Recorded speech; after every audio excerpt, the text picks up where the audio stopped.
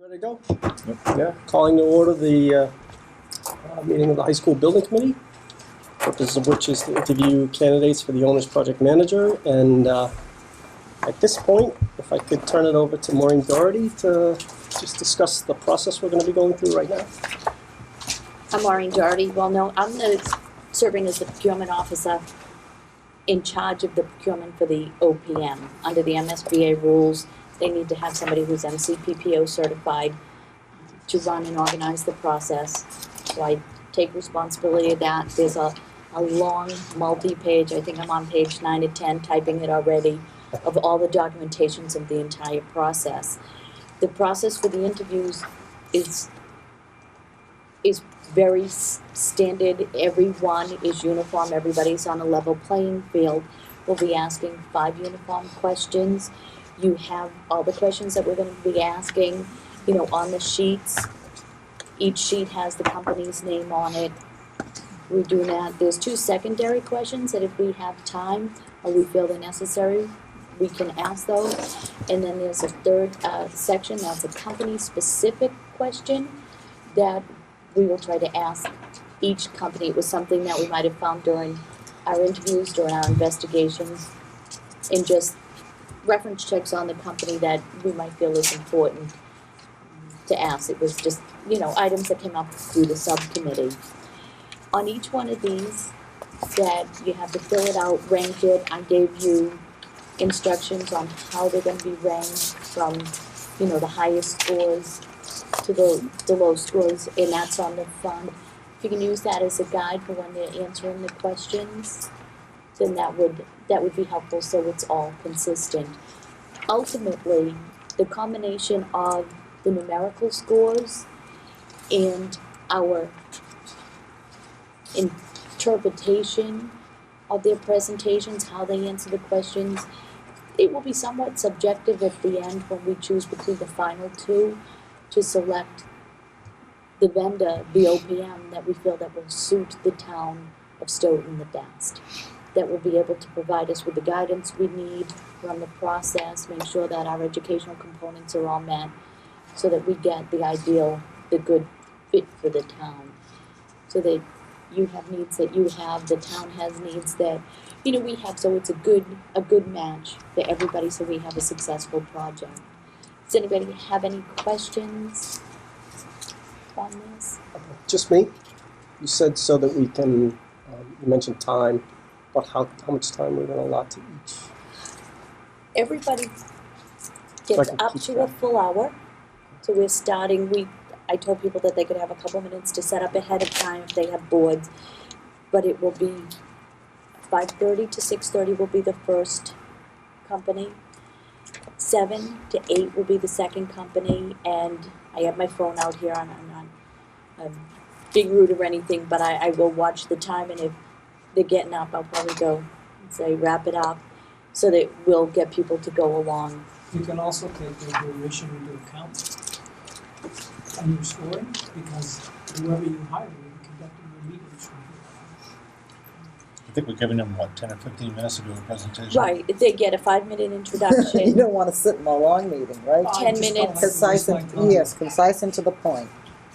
So these scores, I know from going to a night and then ranking, it's kind of sometimes, I guess what I'm getting at is, say Team A gets the most scores out of everybody, but we really, altogether, really like Team B better. I mean, is the scores going to be it? No, there's Question. the 5 questions that they're going to get a numerical score, and that might separate, them out. It might give a distance on, Team A really does a good job answering the questions, but there's other components in when we make our final choice on reference checks, on just their interpretation, their presentation. We're not grading them on their presentation until the end when we say this is how we feel is the best, but we'll probably separate them out first on numerically. If somebody doesn't answer the questions at all, you might say, are they going to be able to communicate with us further? If they can't do it on the simple questions, can they do it on the other? Roberta, in the past, when I've done this, oft times the bottom two, or the bottom one will basically, after the questions are done, will become pretty obvious. All right, so you can get rid of it. But once you get to the top two, then it becomes more of a discussion among all of us who we think is most best suited to do what we want to do. Okay. When it comes up to quality, I have up to 5 points to give them, and content up to 10, right? Right, the quality is really how they answer the question, how they answer the question. Okay. And the content, which is 10 points, is what's the answer. Okay, so for example, if we ask a question like, one of the questions is, what do you do if the designer doesn't perform? And they go, well, we do nothing. That might have been presented terrifically, but I'm sure it's not the answer we want to hear. Okay, so we have to listen to their answers and see if it's suitable. Okay. This is very subjective. Right. As objective as we try to make it, it's very subjective. And doing it on 2 nights makes it worse, because it's just gonna be, wish you We guys just- came down with 3 and we would have had it all done in 1 night. It's almost 5. Oh, wow. So Well, that's good though, I guess. it will go 5 minutes for that introduction, 10 minutes for their presentation, 10 minutes for formal question and answers, 10 minutes for, supplementary questions. We might have a follow-up. That'll be more of a free form.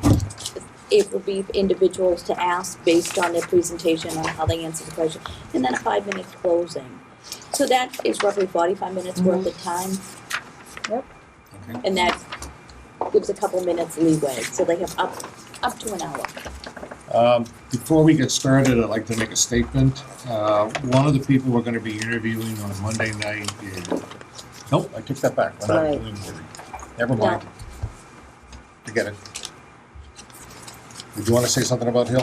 Oh, well, when the man who I believe is gonna be here tonight was R.F. Walsh, which was on Southeastern's, on his project manager. So I will know who he is when he comes to the door. I'm sure he'll remember who I am. So I just want people to know that they did do. He's probably looking in the window and like, oh, No, they liked me. I brought them ice cream at the last meeting, and hot fudge and whipped cream, yeah. It was an OPM now on Project Wood. oh yeah. Hill, right. Yeah. No, Which there's is why no... you cannot serve as a reference for that. Right. That's the only conflict. Other than that, there's no other reason why we can't consider. Right, You're not working for them, you're not no, in a butter to their property, No. it's not financial gain, so. no. We can say things like, so you put up with Roberta Hardman. Mm-hmm. Must be pretty good. So are we ready to Yep. come in? Do you want to do the minutes? We'll take those after. Okay. Don't let me forget them. Say, teacher, we got copies. Okay. I'm Maureen Doherty, I'm the procurement officer for the town of Stoughton. Okay. As I said on the phone to Mr. Bonfatti, that it's a formal process that we're gonna do here. You'll have your 5 minutes of introduction, then, that's going around here, we can do a formal introduction if you like. Then you have about a 10-minute presentation time, 10 minutes of standard questions that we're gonna ask, and it's the same for every group that's come. Then there's a 10 minutes of follow-up questions that we may ask on your presentation or your questions that you ask, and then a 5-minute closing to tell us why you're the greatest and the best and Okay. why we should hire you. Should be high. So, that being done, Mr. Recupero's the chairman. Do we do recess ourselves? It's up to you. So, it's up to you, Jay. You wanna go So around we and all introduce? recess ourselves, or we, Yeah, why don't we do that? Starting at that, and Joel, we're all going to introduce Who are you, ourselves Joel? for the viewing audience. No. Not here. Joel Harding, I'm Director of Maintenance Operations for Stoughton. He was the superintendent. Maureen Doherty, procurement officer. I'm Joel Wolk. I'm a community member. TJ Recupero on the Board of Selectmen. Rick Hill on the Finance Committee. Mike Conley, community rep. Roberta Harbeck, community rep. Mike Hartman, town manager. Okay. Well, first of all, I just want to thank you very much for inviting us to come here and shortlisting us. This is a project that we've been following for 3 years now, since a group came out to Norwood 3 years ago from Stoughton to look at that project. So it's something that's very important to us, and we're very excited about it. I'm Tim Bonfatti. I'm the project director for this project. I'm also the president of Compass Project Management. I have 30 years experience in the construction business.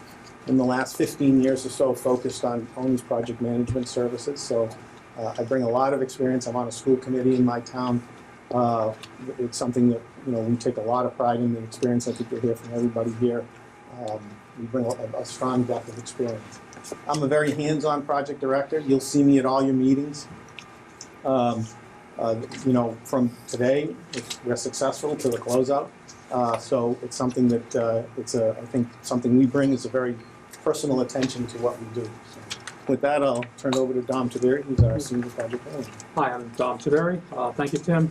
Along with Tim, I'll be the point person you'll see on a daily basis. I have 35 plus years of construction and facilities management background, not to one up Tim, but a little bit older than Tim. My background and experience is mostly in occupied sensitive construction. I've done a lot of work in research facilities, in major hospitals in the Boston and New York area, and I've done a lot of educational projects, and most of them were all pretty much occupied spaces. As I said, I will be your day-to-day point person, but my biggest job will be starting from the beginning of this process and feasibility all the way to close. I will be interfacing with school administration, the departments, and the town administration and their departments. And with that, I want to turn it over to Steve Devine, who will introduce himself. He will be the site manager. Thanks, Tom, and thank you all for having us. Steve Devine, I'll be the on-site construction manager. Basically, I'll be the eyes and ears of you all, the owners. My job will be to be full-time on-site construction manager, more or less. I've been in the school building industry for a little over 30 years. As an architect, as a designer, and a resident architect on site.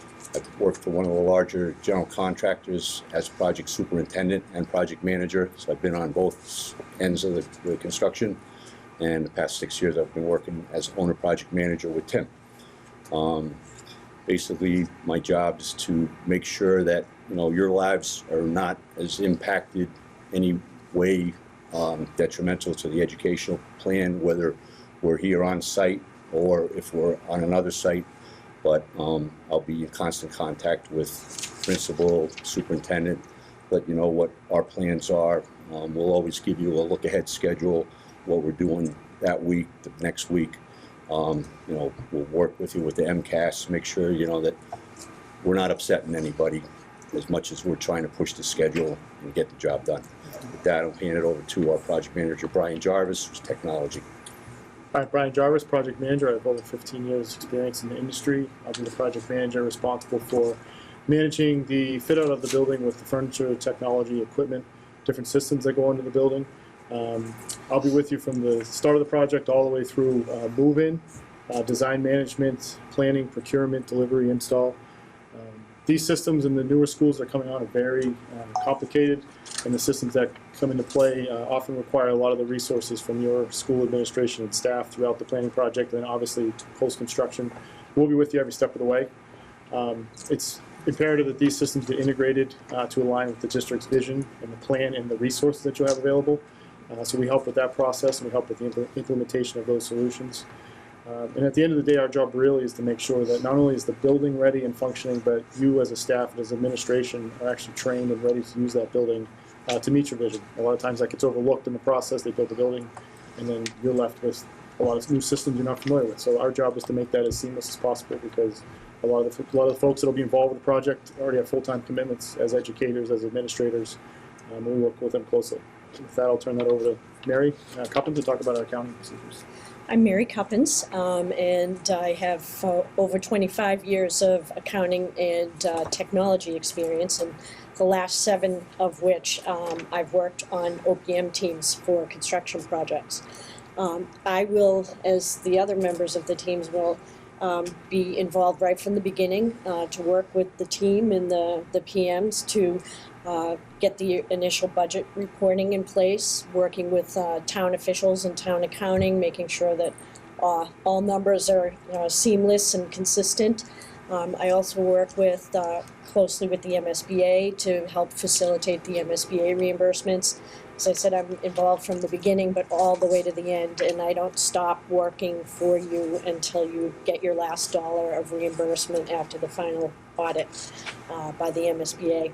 I also work with some of our districts on websites and other forms of social media, depending on what your needs are and will be in terms of communication about the project, both within your team and out to the public.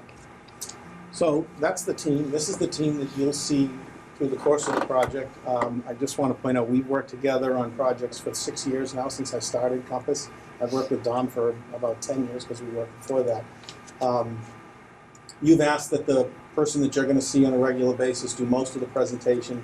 I'm the person that you will see on a regular basis. I'm the person that the superintendent and the principal and the chairman would contact. I'm a very hands-on manager, as I mentioned. If you talk to our clients, you know that I set the tone for our team, and I also try to work with you folks in terms of strategy and how you want to deliver this project to the community. Not only are we pretty, I think, as you can see, pretty broadly experienced, we've all had different roles in this procurement, in the project delivery business. We've been contractors and architects and OPMs and owners in our own right. So we bring a broad perspective to what we do. I've put three, and I've did this handout, and I've taken your instructions to heart that this is a conversation, so we've tried not to be overpowering in terms of sales material. But in this handout, we've put 3 projects that I think I'd like to just talk to you a little bit about, because I think they're illustrative of what we can do for Stoughton. I mentioned Norwood in my opening, and Norwood is very similar to Stoughton. Norwood is an 1,100 student school, so it's pretty close to identical to what the Stoughton projected enrollment is. Another interesting thing, Stoughton, like any developed town, wherever this school ends up and however that develops, is probably going to be not in a broad greenfield site. And if you look at this picture of Norwood, you can see it's on a very congested site, both in a residential area of Norwood, but also the site itself on the existing high school site. The building was built at certain points, it's only 30 feet from the existing building. So that required an awful lot of interaction, and if you've had a chance to talk to George Yusevich or Jim Hayden from Norwood, you will see that they had, we can think of one, we were talking about this today, one incident where they had a complaint about how the construction underwent, and that got handled very quickly. So it was the first model school, and the model school program still is viable and available to communities. We were fortunate enough to be able to create some of the processes and procedures that go into the model school program. We've also developed worked with the MSBA to develop other processes that they use, for instance, their commissioning program. And Norwood was a template for a lot of that. It was very successful. It was under budget considerably, and as with Marshfield and most of our projects, it was delivered not only on time, but early enough that the town had a chance to get used to it and to understand what was happening, to work out the bugs before it had to come live. The next project I'd like to talk about, and on Norwood, by the way, Steve and Brian and I worked together on Norwood. Marshfield High School, Dom and I have been working on for the last 3 years. It's occupied this fall. It's in the second phase of that, is the field development where the existing school is. Similar to at least this campus, if this is the option that gets selected, Marshfield is on a multi-school campus, so you have to be conscious of not just the principal of the high school, but also the principal of the elementary and the middle school, and that's something that we worked with kind of quite a bit in Marshfield. It was a very transparent process, and I'll talk a little bit more about that, but it's one of the things that we work very hard with committees and districts to talk about is transparency of communication and how important that is to not only getting the right project, but also in having the community understand that it's the right project. The last project I want to just touch bases on, because it could be very applicable to this project, is the Medway Middle School, which Steve Devine was the construction site manager on. That project was done CM at risk, so that was done with the new Chapter 149A, which I had the privilege of being involved in the drafting of that legislation and the getting it approved and paid, getting it approved and passed through the legislature. Good evening. So Just so you guys know, this is Dr. Carol Brown. She's the school committee representative. How you all Hi. doing? How are you? Nice to meet you. Likewise. So with CM at risk, it's maybe an option. I mean, we look at CM at risk as a tool, even though it's something that Dom and I have done a lot of work in the private sector, and we're very comfortable with it, and I know all the legislation pretty down pat. It's not applicable and shouldn't be used in every instance. We don't sell it as the cure to every situation. If it's a brand new school in a greenfield site, it may not be applicable. Both Norwood and Marshfield were good-sized projects that were not done CM at risk and were very successful. The other thing I wanted to talk with you a little bit about is the nature of our services. We're full-service project management firm. We obviously, I think, are pretty experienced in making sure our projects are on budget and on schedule and deliver the scope that the district is looking for. But we do a lot more to try to make sure that the whole concept of the project is successful. And the little diagram that I've sort of put here that kind of indicates the different influences to the success of this project is very accurate, in the sense that any one of those parties can impact the project both positively and negatively if people don't understand how they relate to the project. So we work to make sure that us, the architect when they're on board, the contractor when they're on board, understand that dynamic, and that the chemistry that we develop with those different constituencies is very strong. We feel very strongly about that. A couple of the differentiators in the box below that I think make us a little different than the competitors that we have in our market. We work hard on collaboration skills. Everybody here is trained in collaboration skills. So you won't come to a meeting that we sponsor that you won't have an agenda and a desired outcome and what we're trying to get out of that meeting. Very important to us. Neighborhood outreach. We do, on all our projects, even in town on BU, we do neighborhood meetings weekly where people can come either from the community, they're open to anyone, to come and talk about what they see is happening. And we find that's a great vehicle to get at things before they become a big issue. And it's worked fabulously in Norwood and Marshfield, and I think you would see it as a success here. A couple of other things. The furniture and technology, Brian mentioned that, very critical. I think you know that. So it's one of the things that we pay a strong attention to. The next thing on the agenda, I just want to touch base, is the importance for the approval of this project that it be a process-driven approach to getting approval. So what I've shown here in the little graphic is kind of how we work with you to funnel down options first, making sure we get most options on the table, making sure that the criteria are developed in a manner that's important to you as a committee and not just typical criteria, but actually important to you. So we work with you to make sure that, for instance, we've given a list of criteria here. They may not be the most important to you. They tend to be standard kind of criteria, but those are the kind that we would sit with you, and we spend a whole session going through with you criteria, and what you want to see is how we measure those options. And that's very important. People need to see that this is a process-driven result. You get down to the research, which is really us working with your professional team to make sure that the boxes, if you will, of the matrix are completed properly and accurately. And then the narrowing process, which tends to be where it gets a little more complex in terms of finding a way to get people to agree on the right shortlist. You can usually get rid of the outliers pretty quickly, but it's the shortlist that becomes kind of the big issue.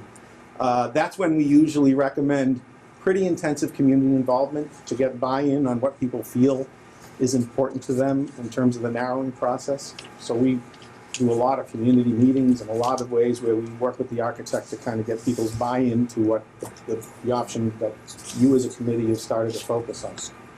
And then when you get to the solution, the MSBA has given you a fairly simple, or I would say a fairly clear standard on how you want to pick your option. And ultimately what you want to arrive at is what they call the free test, the most fiscally responsible, educationally appropriate solution for the town. So if the process is transparent, if it's objective, that option really, people can say, well, they feel like they've had their chance, that this has been a good process and people see it all along the way. And I think that I can't impress enough the importance that you keep a process to what you do, because you'll always want to go back to it. And people say, what about this? You'd say, well, we looked at it in the process, and this is what we came out with. So when we look at critical issues of the feasibility study, I'm going to be mindful of our time and not go through all of them, but a couple of the ones that I think the thorough understanding of the existing school and exactly how a renovation might work in this school. There are a lot of ways to renovate a building, and understanding that is an important part of making sure that you make the right decision related to this existing school. In collaboration with the MSBA. We've been able to work over the years with all the levels of the MSBA. Each of us that have connections, Mary works with the audit department, Brian works with the project management department, Dom works with senior management, Steve works with the ones that the guys, the construction guys that come out on site from the MSBA. And we have relationships where they are comfortable. I work with the senior people there. That they're comfortable that they know they're going to get a straight shot from us. And so when we're on projects, they feel comfortable that projects are going to be well managed because our record has been has given them that comfort. So with that, I'm going to turn it over to Don just to end quickly on the feasibility phase. Just the schedule. We've handed out a schedule that's a more detailed version of the sort of summary bar chart that's in your handout. You have about 2 minutes left. Okay, so saving time as quickly as I can. What you have is a very detailed schedule. What you see in the back of your handout is sort of the milestone schedule. So we, without my glasses, I'm looking at this and I'm saying, the designer selection, we're already ready to move, as you can tell. We have an agenda down below. So we're going to get right into designer selection at the very beginning of January. Concurrently, we'll start talking about alternatives, even before we have the designer on board. When the designer on board does come, we will start working with them to get a preferred alternatives that we would eventually present to the Mass School Building Authority sometime in, we think, in 9 months, around September. Make that presentation, get the approval from the MSBA, and then after that we come back and we get the project scope and budget resolved and push through forward to the next level of approvals with the MSBA. The MSBA does their approval process, and that will lead us into the town meeting and get that approval process. And as Tim has said, we've had successful relations with every town process that we've had. I don't think we've had any that has not been approved. Once we get that, we have the design, development of design. And with this committee, with the expertise that's here, with the people that we work with within our group, and with the designer themselves, we continue to polish and meet that educational program that Stoughton would require. So with that, I'll turn it back to Tim, and we'll open it up for questions and answers. We want to be mindful of our time, so I hope we've kept Sorry. Great. Tim, I'm going to pose the questions to you. You can direct whoever you think would be best to answer. The OPM's job is to control costs, especially when unanticipated events occur. Give me an example of a real situation that you've encountered and how you helped the project on budget without sacrificing scope or quality. So obviously, part of controlling costs go to when you set up the budget and make sure that you have, for unanticipated, when we do a budget, we look at risk management profile. So we would look, and every project's different. A renovation project in particular is different than a new construction project. When we establish a contingency, which is where you deal with unanticipated costs, we look at what sort of risk does the project entail because of the nature of the project. And it's a fairly detailed effort at trying to say that the contingency for a project should be Y dollars because we know the risk profile is this. So so the first step in making sure we have a way to deal with unanticipated costs is to make sure we have the right contingency to deal with that. When we see them, and most recently in Marshfield, what we had was we're taking down the building in Marshfield as an example, and the inside the boiler room, inside the mechanical room was hidden asbestos. They used if those of you are familiar with the building business, they used asbestos for almost anything back 50, 60 years ago, and they used it for a pour stop, which is a way to stop the concrete to make a slab, and it was embedded inside the slab. The tester, the testing agency went out and tested and did a very good job actually, because it's the only unforeseen thing we found in a 205,000 square foot school. But that asbestos and the way the DEP now is looking at how you relate to asbestos, which they've changed those regulations in the last year or so, resulted in an unanticipated hit. The great thing that Marshfield has is the ability to, we have about $1.8 million in contingency. That hit is not in yet because we're in the process of quantifying it, is about somewhere between $400,000 and $500,000. We're at the end of the project. We're comfortable that that hit can be managed. We've worked, the fortunate benefit that we have, and Dom can speak more to this, is we have relationship with the contractor such that we've been able to negotiate, I think, what in a manner that they're able to tell us exactly the cost, and we don't have any kind of hiding games where we're not knowing what the cost is. So that's an example. I don't know, Don, if you just want to say that elaborate. Just to elaborate, and we're not reactionary because of our experience. We know that these things are going to come up. We were proactive in the very beginning in how we looked at that contingency and how we spent money along the way. Especially this particular project as a model school, you defined a lot of the changes coming up because they're very little with the model school. Most of the changes were owner-driven, but they were driven for the educational program. But we were mindful of that, the back end of the project, when you're almost done, save that contingency, and some of these items that we want to have for the educational program, such as technology upgrades, like one-to-one, we had stashed away that kind of money. We had understood, but we also knew that we were not completely done with the old building, and that was something that was an unknown, even though we had a very good hazmat survey. As it turned out, it was a hidden condition, and it was the very last building we were taking down, but we had the wherewithal to keep that money there. So. And I think if you look in the sample reports we gave you, we have some examples of how we process change orders, and particularly a checklist of what we go through to make sure that they're the right price for the change order.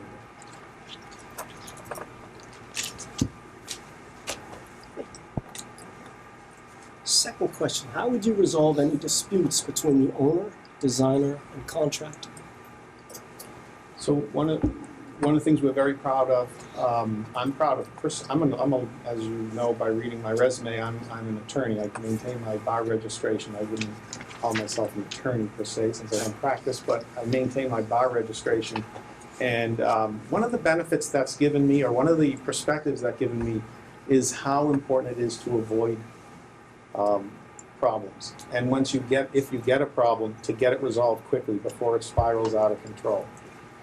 So when we work with clients, and with the vendor crew, and all of our projects, we don't have a litigation, arbitration, or any kind of a dispute resolution process going on between, the contractor or the architect and the owner or us. There may be some involving subs that we're not aware of in the contractor, but there are none that involve the owner. One of the things you do quickly is you try to get it resolved as quickly as possible. You don't let it grow to a point where people start to get entrenched and you no longer are able to sort of disentangle, and they've started to commit resources to it, and you're no longer able to kind of get to a reasonable resolution to it.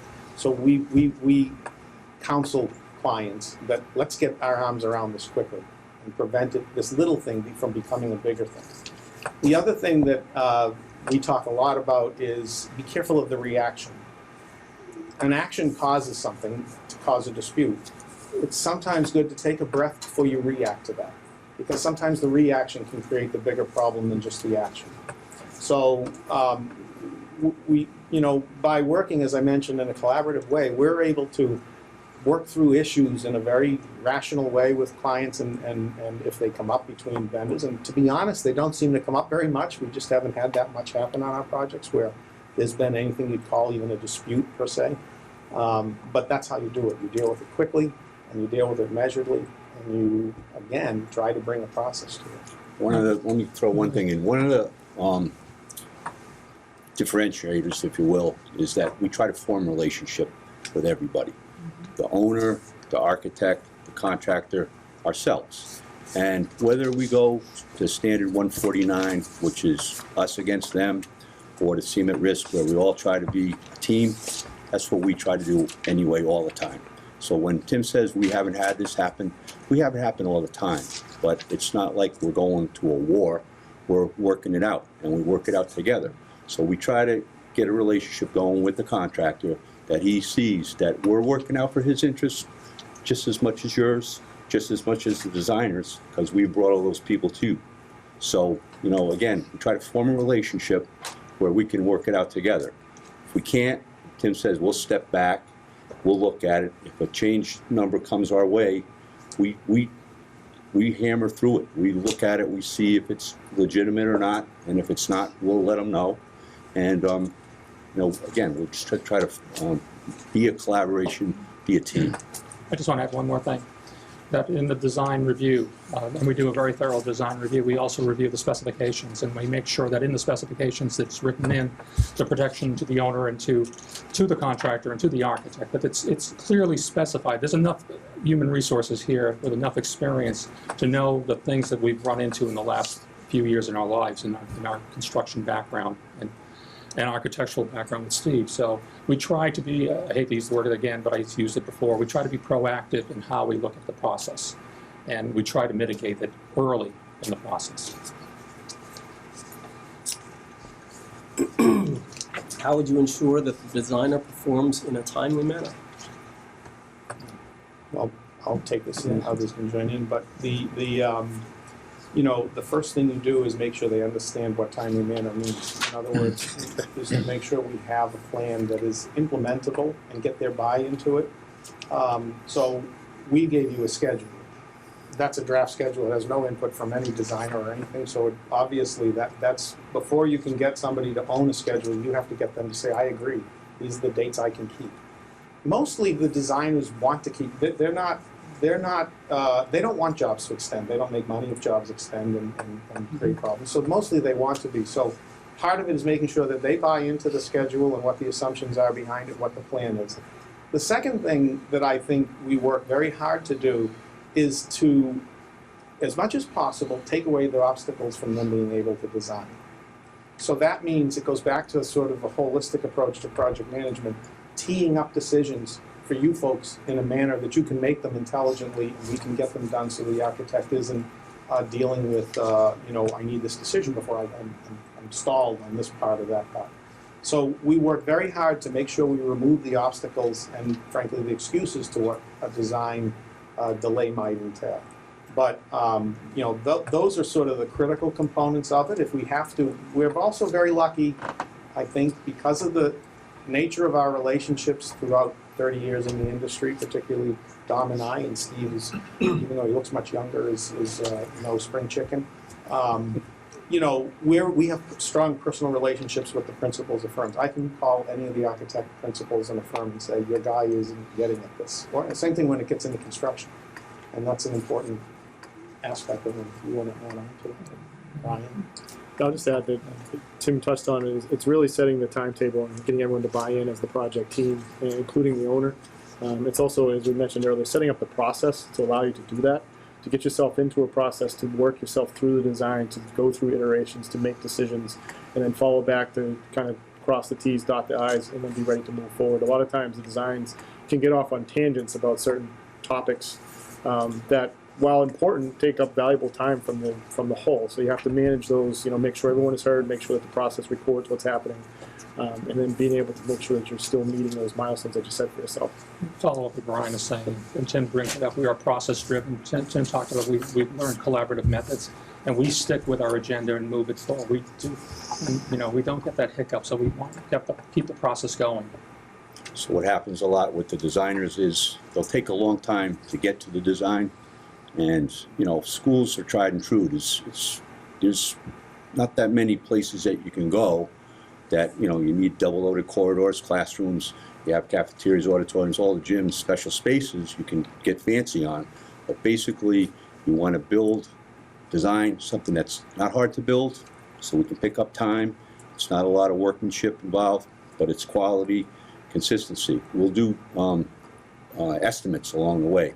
And we'll make sure that the architect's not running away from us, because they'll go design a Taj Mahal if we let them, and then we can't pay for it or we can't build it. Mm-hmm. So we'll have a 50% submittal, a 70%, 90%. Let me just tell you one thing: there's no 100% perfect set of drawings that have ever been done, and that's why we have the contingency.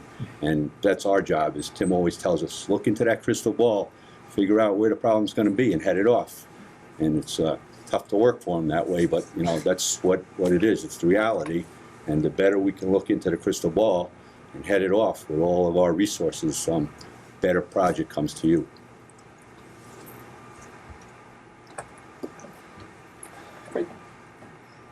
What would be your interaction with the school administration during the feasibility study and design?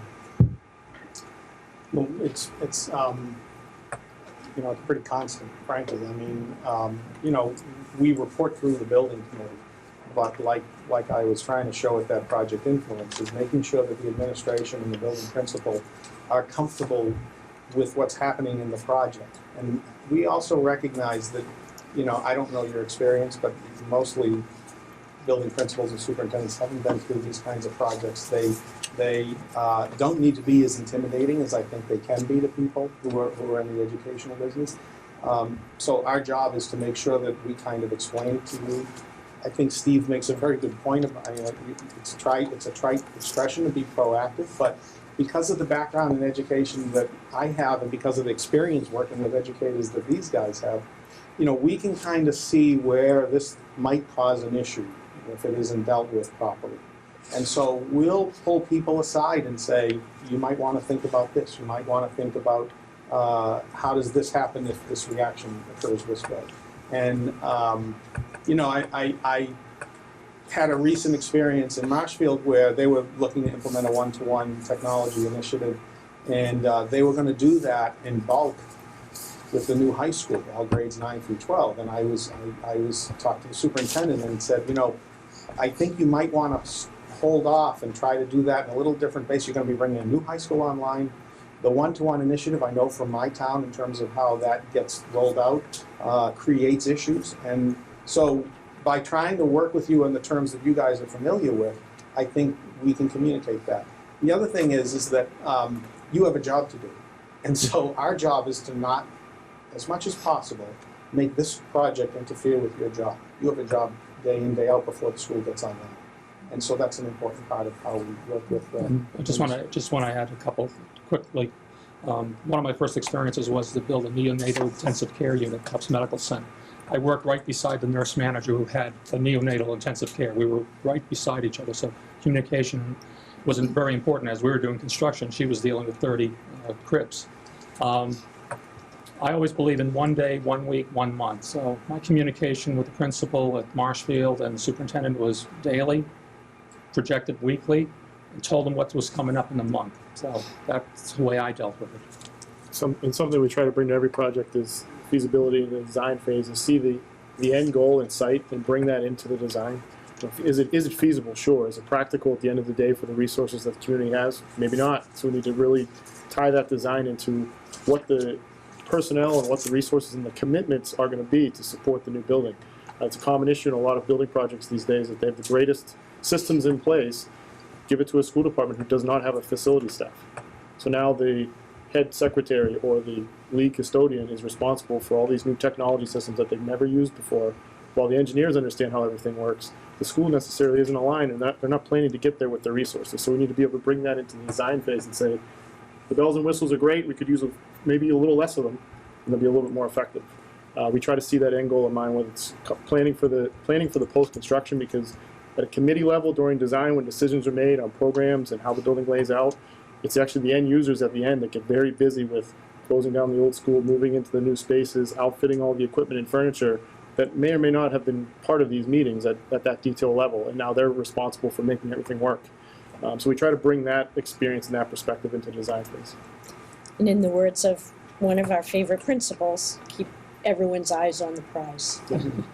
Eyes on the prize.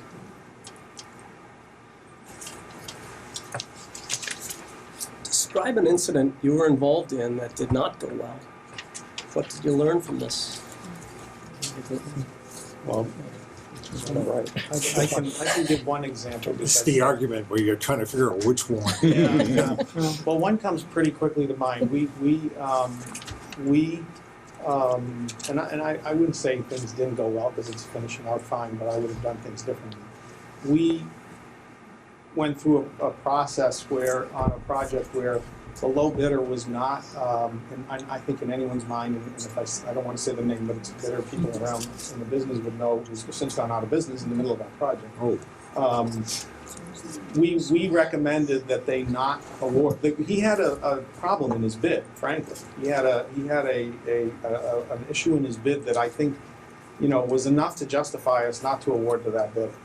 And the district's leadership, it's not a district in a conventional sense, decided to award to that bidder. And that bidder caused so much issues for the team. We were able to, and it was sort of works toward even that one, we don't have any litigation on that project, we were able to work the process to get to a point where the surety stepped in immediately once the bidder went out of business or didn't start to show up on site, and step over and take over the project, finished on time and on budget. And if you talk to that district, as one of our references, they'll tell you that it was a successful project.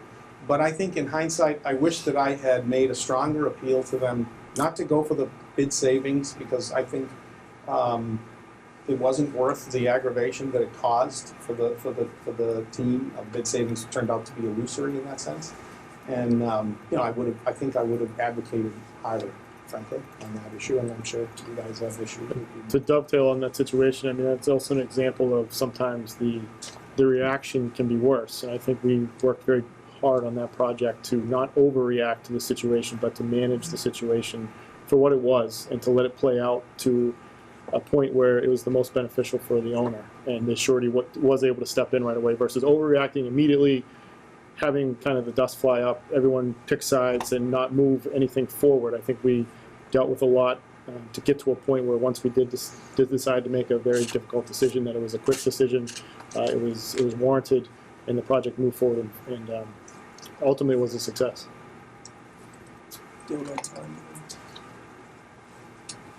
We should probably go into our three questions. Great. Unless you would ask. Yeah, you might want to do the company specific question first. All right. One other question specific to you, and then we're going to open up to the committee for questions. Hill International, excuse me. We can't answer I was writing notes on my question sheet, so I turned them over. Disregard that. Disregard that question, Well, right? they'll be up later. I know those guys. Yeah, Yeah, well. that's more about us. Compass is a small firm. What is your succession planning? It's not Hill. No. Compass is a small firm. What is your succession planning in the event of an emergency or tragedy with the principal? I suppose that's you too. How would the Stoughton project be affected? Well, we are a small firm. I think that provides benefits from the point of view that you're not going to get, you're getting the guy that's in charge who's responsible for the reputation of our firm, name on the door. So I view that as a benefit because, that personal attention is very important to me to make sure that Compass does a good job. Having said that, this isn't the first time I've heard that question, so I know that people are concerned about, naturally, what happens if I'm not around for some reason. The people you see here are talented people. They were hired to be talented people. They were hired because they're talented people.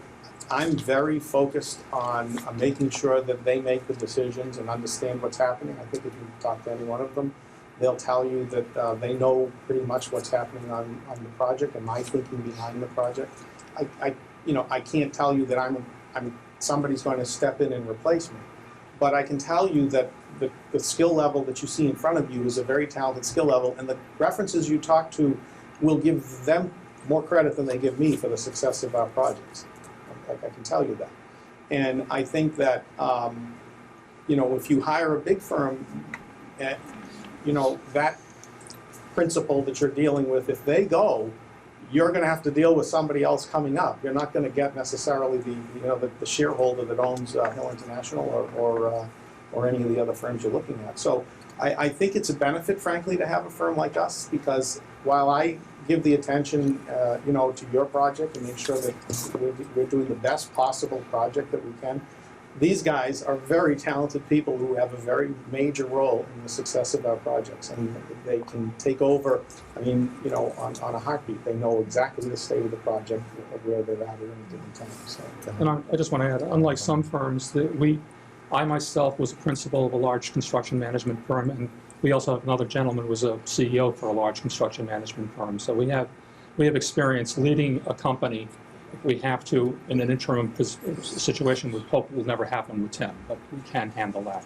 I think also another benefit of a small firm is we all have had experience on our most recent projects, MSBA projects, non-MSBA projects, in all the different roles. Whether or not we're actually the lead or the director at the table, we've been in those meetings, we've been through that process, we've done the procedures, we've met with the different groups in various roles on various different projects. So it's not as if we're just siloed, we don't have the resources, but I'm very comfortable in a lot of the design meetings that we've talked about, construction meetings as well. Steve's very comfortable in FF&E, so we're very, in that way, flexible because we have to be because of the size, and we have the. We're seamless pretty much. Yeah. Obviously, you care a lot about experience, but also what's important is we all care. You know, we're having like a little bit of a scramble in the office about who gets to give what chocolates to whom. Like, we all want to give them to the same people because we know them on our projects. They know all of us, they know the whole team, and we all feel that, you know, that strong relationship of like, you know, I want to give Peggy the chocolates. You're giving Peggy the chocolates. So people will step up. It's not the type of thing where people say, well, I have my own problems and I can't get involved in that. We all care that much. And another to the point is, you know, Tim will kick us off and get us started. And then, you know, we have enough license to do what we need to do. And I think that's what he's saying. There's always interaction. We know what our job is. We know what Ryan's job is. I know what Don's job is. I can do his job, he can do my job, sort of thing. When you get the big firms, you don't get that personal touch anymore. You just, it hasn't been a day that I woke up that I didn't like to come to work for Compass. So, you know, it's, we got a good team. He hasn't hired. Christmas dinner, that's why he's. I was gonna say, is he getting a raise out of it? My wife just had her hip replaced. I missed the dinner. But anyway, so you it's bring like her chocolates, right? I got an extra box, but I have to tell Bri that I stole, you know, Peggy's. Great, we're going to open it up to the board, and actually Joel had a follow-up question, so he's going to kick it off. To follow up on that last line of questions. So why don't you? Tim, on this last question, this is what I call the hit by the bus question. I appreciate the fact you're a small company versus a large company, but that's really not what we were looking for. What we want to know is if you're hit by the bus, can somebody else sign a check? Can somebody else issue a contract or make a binding contract with the firm? Oh, yes. That's what we were looking for. Yeah, I mean, if you mean the practical administration. I'm looking for the practical administrator. Yeah. The administration of the firm continues. My wife is a partner with me in the firm, and she's got the authority to do those kinds of. So she's knowledgeable enough to keep the business end going. Yes. I'm not worried about these guys. No, I thought you were referring to the servicing. No. You're talking about the business side. So unfortunately, many years ago, there was a guy that was a president of a small construction company. He actually passed away before his time, and his wife had never actually been in his office before. So the whole company had all sorts of problems. I don't actually sign checks. Neither my personal life or my business. That solves that problem. She's got all the And I can vouch that Linda knows the business. Okay, good. All right, that's what we were looking for. Yeah, I'm sorry. And both their families came up from construction. So her dad built half in Norwood. I met the father, and I know your brother, and so we're some of us are familiar. Okay, that was it. Great. Someone else from the committee? Community outreach sounded like it was important to you, and we certainly have a lot of folks in this town that like to be involved and informed. Tell me how you approach that. So we have one of the sayings that we have a lot of little sayings. One of them is good projects earn public support. So the fundamental, and this, I hope I made this clear during it, the fundamental tenet of what we try to work with committees is to make sure they have a good project. Because in any community, the MSBA reimbursement is so attractive, frankly, that any community, if they feel that the process has been good and process-driven, and it's a good project. It actually is fiscally sound, and every community has a different definition of it, I know of that, but if they feel that way, the majority of the people, by overwhelming majority, will go out and support it. Norwood had 82% support at their ballot initiative, which was in a town that had never passed a capital project overlay. So good projects earn public support. So in terms of the first aspect, I think, is to make sure that we have a good project. In terms of the nuts and bolts of community engagement, we believe strongly that, you guys televise your meetings, or you certainly televise this one. I'm assuming that's not, an anomaly. I think that's very good. There's nothing that's going on here that's doesn't need to be brought out and looked at, and so people need to know that it's a transparent process, and making sure people understand that. The mechanics of it. We spend a lot on websites, and Mary talked about it, and it's not just a simple website that goes to the same district. Every website's a little different because every district's a little different. So some of the obscure reports that one district might not really say the public isn't going to understand, other districts say put it all up there. And so we talk with you guys about what your district and what your communication is with the public is. But it's really treating, when we've been in public meetings, it's easy for people who might send a question your way that might send you off balance or something, and it's just important to stay focused on was there a process behind the decision? Was the process sound? And the process brought this result. Not everyone's going to agree with every decision you make as a building committee. I'm on a building committee as well in my hometown, and we're putting a police fire out for bid, and why did you make the room 400 square feet versus 350? That's going to happen. And as long as you can say we had a process behind it, there's a reason for it to be 400 square feet. And there are people who are going, that you may not be able to convince all the time, but the majority, I think the overwhelming majority in the town realize that, first of all, that there's an issue, and secondly, that the solution is the right solution. Just a quick follow-up on those websites. Do you have resource documents that are available to the public? In other words, what do you share in terms of documentation? Well, go ahead. Well, I can talk there. A lot of our project, it depends. As Tim said, we'll tailor it to whatever we think the message wants to be, what the committee wants the message to be. Some say put everything up there. Some like to put meeting minutes or where they actually see decisions being made. They see renderings of buildings. They see those process flow charts, those matrices where we're going through different options.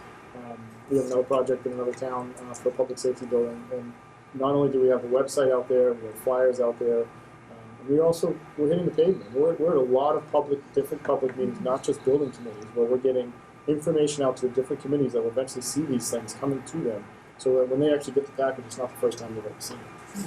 So we do a lot of extra work in the evenings, weekend, whatever it is, as far as getting out to the community to get that information out there.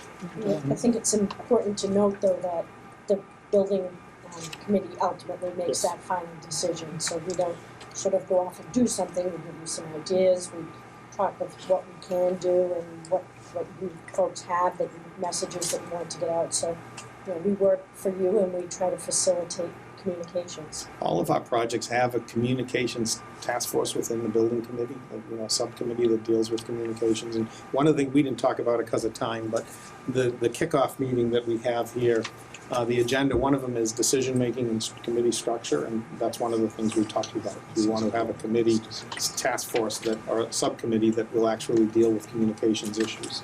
I just want one other quick point on that is that it's not good enough to just say we're going to have a public meeting and we've advertised it and it's out there in the advertising. You have to actually physically, you have to work to get the message out, to get to people to come. And it's better, in my opinion, and it's proven pretty successful, I think, is to work hard to get the message out, to get people to come to meetings. Because the more feedback you get, the better off you can understand what the concerns are and come to the right solution. In Marshfield, Tim, you can correct me if I'm wrong, but they took the project on the road. They went to the neighborhoods and had community meetings at neighborhoods. So like little town halls? Little town halls. They met at churches. They met at, Marshfield has a little art gallery. I remember going to the art gallery. Probably went to the beach. Yeah, they went to the beach. Went to the Done that in beach. Westwood as well. Call it the It's road also show. important Road to show. quickly that the public outreach doesn't stop with the design phase and the approval of town meeting. It continues throughout the project. We mentioned that neighborhood meetings and people on construction. And it's just not the residents, it's not the businesses, it's also the community of the school, especially parents and students.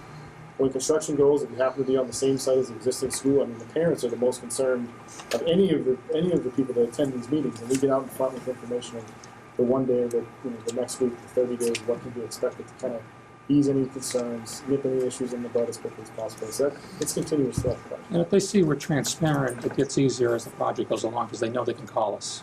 And Well, it's about building relationships. that's exactly. A lot of times, it's like an example of Brian says, is say we're gonna start a school after summer, and there's gonna be asbestos and demolition, and it's an occupied building. So the parents are like, oh, asbestos. Well, then we'll have a summertime meeting, but it's like what Tim says, you have to get the word out. So a handful of moms are gonna come down, and they're gonna be beside themselves that their babies are getting put in this terrible place, and they don't want to hear us. So we go get our expert consultant. A lot of time it might be a lady, and she'll come down, and at the end of that meeting, the moms are okay. If it was us talking to them, probably weren't buying it, because it's like, ah, these guys are all construction guys, you know. But we bring down that. You have the right person. The The right industrial people. hygienist speaks to the situation. We minimize, any exposure. We go through that step by step. So, Thank you. Just on the and Julie, so you know, on public process, this is taped and not live streaming, so that there's no unfair advantage for any of your competitors. so you'll edit this a little bit. Maureen and I discussed that and we use that with our local cable. I don't need to follow. This is the mutton, Jeff. Yeah. It's never a good place, but I should really be next to Mary, sorry. But we've been doing that for so long, we don't even know. We don't know this. And Stoughton High School Principal Julie Miller. So Ryan, you started to go down this path. I'm interested in what programs you may have developed, if any, to include students in the process of design and construction. Example at Norwood, a great example was they had a engineering program, and what we did is lined up different engineers from the job to come in and basically electrical engineer, structural engineer, civil engineer, teach class for the day.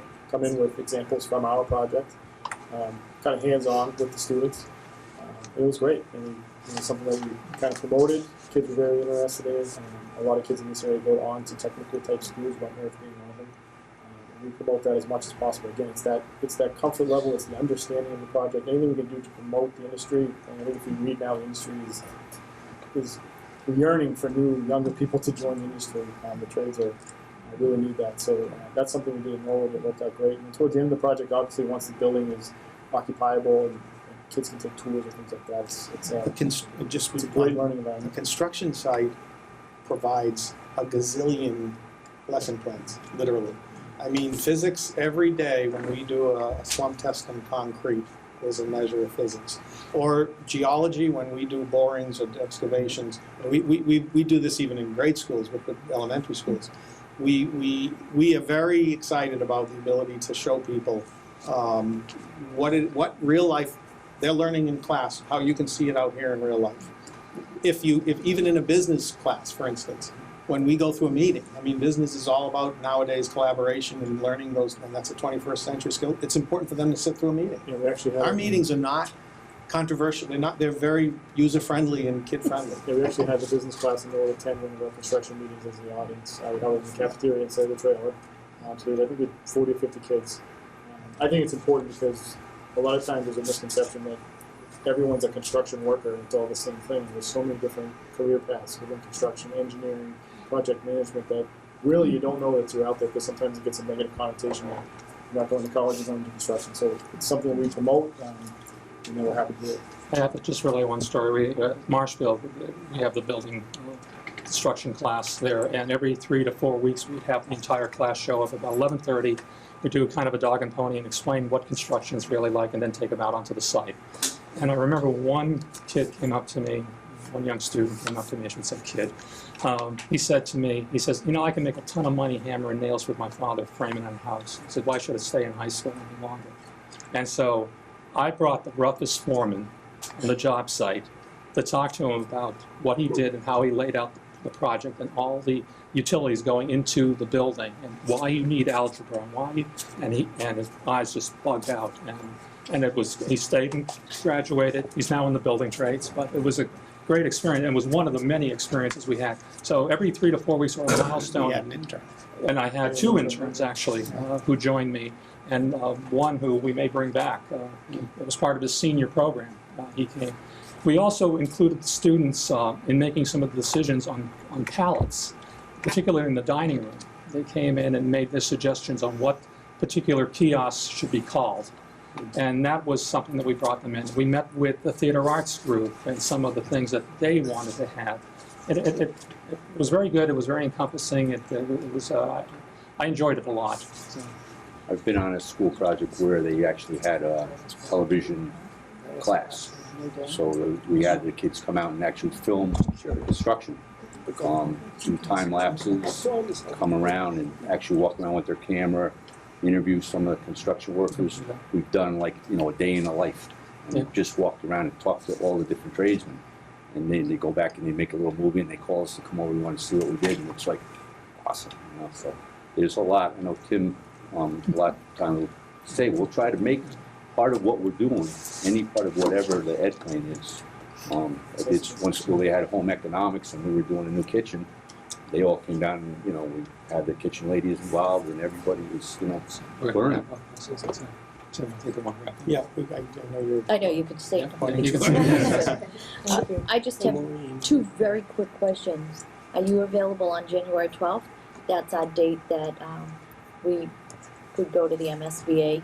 If they invite everybody in, it might be just part of the building committee goes in, but they said we have to ask that. And Yes. would you be willing to sign the contract? Yes. Okay, that's it. I have a quick question unless someone else does before me. So I'm assuming when you put together your package, you did some research into the town of Stoughton and its high school. What did you learn? What can you tell us about either and both? Well, I know I was born and raised in Norwood. I worked in Stoughton for George Serratos when I was in law school for 2 years. Went to the Stoughton Diner. I know the community as much as you can know it and not live in the community. So I think I understand that it's a hard-working community that has wants value for what it spends its dollar on. And I think that bringing that kind of familiarity to a town is important. I don't know the other firms I know Hill, but I don't know the other firms that you're talking to. But I think you'll hear in my wrap up that kind of familiarity in a town is critical. In terms of the high school, I'm not going to kid you. We spent a few hours today and some hours on Monday talking about how would you renovate the school, and it's not going to be an easy process. It's not as simple as a lot of schools. You can build a science wing, rotate the kids into that wing, and then build and start doing a phased renovation. But there's not a lot of excess space here, so I think it's going to be a challenge. It doesn't mean it can't be done. It just means that we need to look at it very creatively and very intuitively to figure out if there's what's the best solution. So in terms of what we know, I think we know that we're going to have to work hard at that. And that's the whole thing about the alternatives that we talked about, drilling down through that process. The new school renovate, partial renovation. And Tim was saying, I have friends here in Stoughton too, and some of the things that I heard was there seems to be really a nostalgic feel for the oldest building here, which can be adapted in the future. If you build a new school, maybe you make this the administration building. There's so many things here. But you have to do all the data. You have to look at and we don't come in with a preconceived notion. We have to go through that process. Superintendent? Just one really quick one. You mentioned throughout, from the beginning, renovation a great deal. So I'm saying I don't have a preconceived notion, but is there a reason that are you thinking more renovation versus new building, and on what basis? No, we have to look, aside from the fact that most districts would want to do that, it's just practical, but the MSBA wants you to look detailed at renovation. So when we talk about I think a lot of people want to go quickly to a new school. That's kind of so if we've used it fairly, I didn't think if we were using it that intently, it's because we're going to have to look at what is the implications of a renovation. I think that you know, you have to let the process play out. And I don't know there's any, I think I've kind of made clear here, I'm not sure there's challenges with renovation. You know, I think what we're saying is that we're going to give it a very good look at it, and we have the resources and the people that can do that. I think there are people out there who, it's a lot easier, frankly, to build a new school. And it's a lot easier to go out and do CM at risk. And just, you know, they'll push CM at risk and they'll push a new school. And, you know, we look at what's the right decision for the town, what's the right decision for the project. We don't look at what makes our life easier. But you have to have That's all we're you have to have the doing. data, the evidence going forward to the MSBA to make that decision. It has to be a clear, you know, track of getting that data to that preferred alternative at the end that we talked about in September. Part of it is that feasibility study, which I know that you've already done. So it's probably only, you know, been less repairs since the last feasibility study. We're going to come up to that same, whatever the hypothesis of. But what he's saying is we have to do that process, and that's why Tim put that down in that handout. It's like, you got to let the process be the process. So when you go back They've been a master plan. to the town, so when you go back to the town, it's like, well, who decided just, you know, to do this? And I think, Jill, you had mentioned, we talked briefly that you had done a facilities assessment already, so and I feel for you.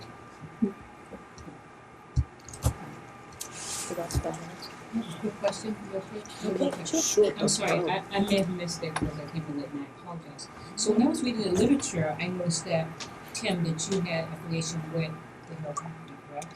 Well, I was the principal and chief operating officer of R.F. Walsh Company, which was bought by Hill last year or 2 years ago. So no affiliation, so there's no way that. No.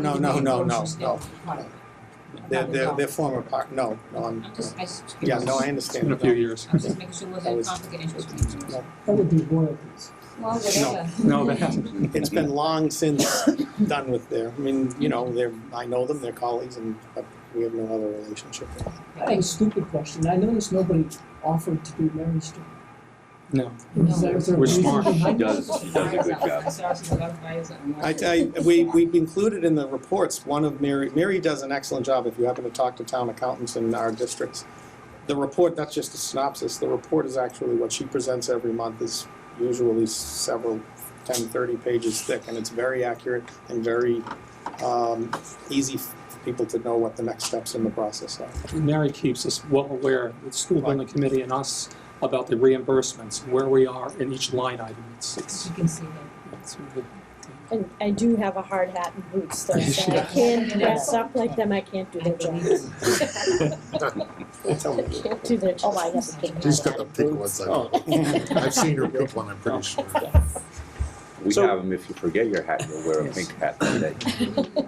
So, You never forget your why hat don't we again. do a summation? Okay. And, Well, again, I want to thank you because this has been a project that we've been watching for quite some time, and it's a really important project to us. This would be the priority project in that firm. It won't be, you know, one of just filling out a volume book. You know, Mary touched on it. I think the biggest differentiator for us, and again, the only thing you can do is talk to our references, and I know you have because I've heard about them, and I encourage it more and more. Because you'll hear a different tone about how we deal with our projects. We care. We really care about making sure that this project is the best possible project and that Stoughton is the best possible served for 50 years with this project. So that comes through when you hear the people talk about how these guys relate to them on the individual projects. And, you know, for the 3.5 or whatever years or 4 years that we're here in Stoughton, if we're successful and fortunate enough to be selected, you know, we become part of the community. You know, Dom is part of the Marshfield community. I mean, he's there at the ball games. He's there people like you guys become our friends. It's just part of how we work. and We I'm a care. Duxbury resident, And so that's right, which makes it makes it rough. makes it rough. Easier. So, you know, that I think is the biggest difference. You're getting people who are going to care. You know, nobody here is going to be assigned to some other assignment on another firm, on another project. These people are going to be the people you see at the end. You know, that's something that's very important to us, is to become part of your community. And when we leave this project, hopefully, we leave it with the same kind. When projects start, everybody has a really good feeling about a project because that's the best time. It's the kickoff, and everyone has high expectations, and they should. When we leave the project, we want you to say, all the stuff that those guys told us at the kickoff was true, and that's what's happened on. I think you'll hear that on every project we're on. They told us this would happen, and they were right. It happened, and I think that that kind of consistency and focus and staying with you when things get tough. I think people in the OPM business, there are enough stories of people out there that, you know, begin to waffle a bit when things get tough. We stay with you. We'll be there at the end just like we're here today. And I think that that comes across. So, you know, again, I really appreciate, and we all really appreciate the opportunity to be here. And, you know, we're sure that you've got a long night ahead and a long 2 days. And if you need any other questions answered, I really, really do impress people to talk to our references. Thank you. Thank you. Thank you. I think we should run it past council. Yep. So, welcome. Thank you. If you start by introductions, and then we have some. We'll introduce ourselves. Oh, you want to do that again? Sure. I think we should. Sure. Okay. We'll start again. Joel, if you would. Joel Harding, I'm Director of Maintenance and Operations for the Stoughton Public Schools. Julia Miller, I'm the high school principal. Maggie Rizzi, Superintendent. Maureen Doherty, Procurement Officer. Joel Wolk, a member of the community. TJ Recupero on the Board of Selectmen. Rick Hill on the Finance Committee. Mike Conley, Community Rep. Go to Hardback Community Rep. Mike Hartman, Town Manager. Dr. Brown, School Committee. Should I make that disclosure now? Hill, no relations. I'm Joe Naughton. Please. I'm a principal in charge and vice president at Hill International. I'm David Billings, Senior Project Manager. I'm Seamus Fennessy. I'm a local. My office is within 3 minutes walk from here through the woods, except not tonight. I'm quite cost consulting services. Paul Cowles, Project Director at Hill International. Andy Vo, Project Manager at Hill International. Kate Shaw, Assistant Project Manager at Hill International. Fred Sabelli, Site Manager, Hill International. I know Mr. Norton, when I talked to you on the phone, we discussed the format, so it'll be, you know, our little introduction period, then you'll have about 10-minute presentation for your pitch to us. Okay. Then we have formal question and answers that's about, 10 minutes piece, 10 minutes for that segment. Then we have the free questions, so if there's follow-up for other information that we want to ask from you, and then there's the wrap-up at the end. So Okay. roughly about an hour. Okay, super. Well, thank you so much for the opportunity to present. Again, I'm Joe Naughton, Vice President at Hill International. We're really excited about the opportunity to present. We know that in the materials that were provided, you specifically asked not for a slideshow and something fancy. So you're not getting fancy tonight, but we couldn't resist putting together a booklet that we think represents sort of the story of the Hill experience. And the conclusion is, what we see in Stoughton and what we want to try to work together with in Stoughton. And so we're really excited about that. So what I'd like to do is just spend a little bit of time that I have introducing the team. And then the other thing you asked is the people who are going to be working on this project, you want them speaking. So I'm going to do as best I can to stop talking. But I would like to take a little bit of time to brag about the team that's in front of you. If you want the A team, I think you're going to find that you're looking at it tonight, and we've pulled out all the stuff and do everything we can to bring the resources we think you're going to need to be really successful on this project. So without further ado, why don't we open the first page of our story? So again, I'm the principal in charge of this project. I've been in the business a while. The buck stops with me. I'm also the head of operations for the New England region for Hill International. So if there's anything at any time that's not going right, if there's something you think could go better, please reach out to me and I'll fix it. That's what I'm all about, putting the right team together for each of our clients to make sure they're getting what they need to be successful. So to be successful, you need a good project director. You need somebody who knows school projects. You need somebody who knows the MSBA. You need somebody who knows new construction, renovation. We don't know what we're doing here yet. We know that we need to study the options that are out there. And we need to put together a solid plan that can be sold in the community so that they'll understand that whatever happens, whatever we do here is the right solution. Paul is that person. He's our proposed project director. He's got 25 years in the business. He's got experience that dates back to the MSBA for at least 8 years. He helped beta test their ProPay system along with David Billings. And he's also marshaled countless projects, over a dozen projects through the programming and planning phases and into successful solutions that have received huge support at the polls. So that's our project director. He'll be leading the project as we move forward. He's also happens to be the project director of our accelerated repair project that we're currently doing with you in Stoughton. And so we thought that he'd be the perfect candidate because of his on-the-ground knowledge of this community.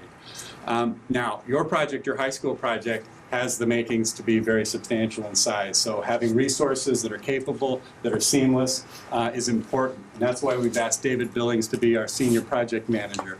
David is also a registered architect, 25 years in the business, probably 25, 30 public projects to his credit, over a dozen schools, same resume with new construction and renovation. Very, very, very credentialed person. We're lucky to have him. We're also very excited about this project because we don't have a project in the design phase right now, a K-12 project, MSBA project in the design phase. Our key team leaders here, our A-team, is ready to go and available for this project. So now let's move down to Andy Vo. We need somebody day-to-day who can handle the day-to-day machinations of a project, who understands the MSBA project, understands Stoughton. That's a real plus. Andy's also working on your accelerated repair project right now. He knows about ProPay system. He knows about expediting reimbursements to the community. And he's also just, a real solid person who understands the big picture and will do everything it takes to be successful on a project. That's why Andy is on this team. Now let's talk about estimating, cost estimating. It's very, very important as we try to mold whatever this project is going to be to make sure that the numbers that we're putting on the scope that's being developed are the right numbers. Hill has over 100 estimators on our staff. That's great. We can take off a set of documents and tell you what we think it's going to cost. But there's nothing like having local expertise to make sure that we're capturing what I would call the organic side of a project and the related estimate. Seamus Fennessy is one of our favorite outside cost estimators. He is a resident of Stoughton. And the other thing that's interesting about Seamus is that he's the father of a recent grad of your high school. So he really kind of knows the day-to-day how this place works sort of organically. And if we have a project that's going to be set inside existing ongoing operations, it's important to have that expertise under our bailiwick or under our umbrella as we figure out what we're doing in terms of logistics, associated costs, and how we can mold a project so that it's the right project. So that's why Seamus is here. We also have Fred Sabelli, you met previously. Fred is our proposed site representative.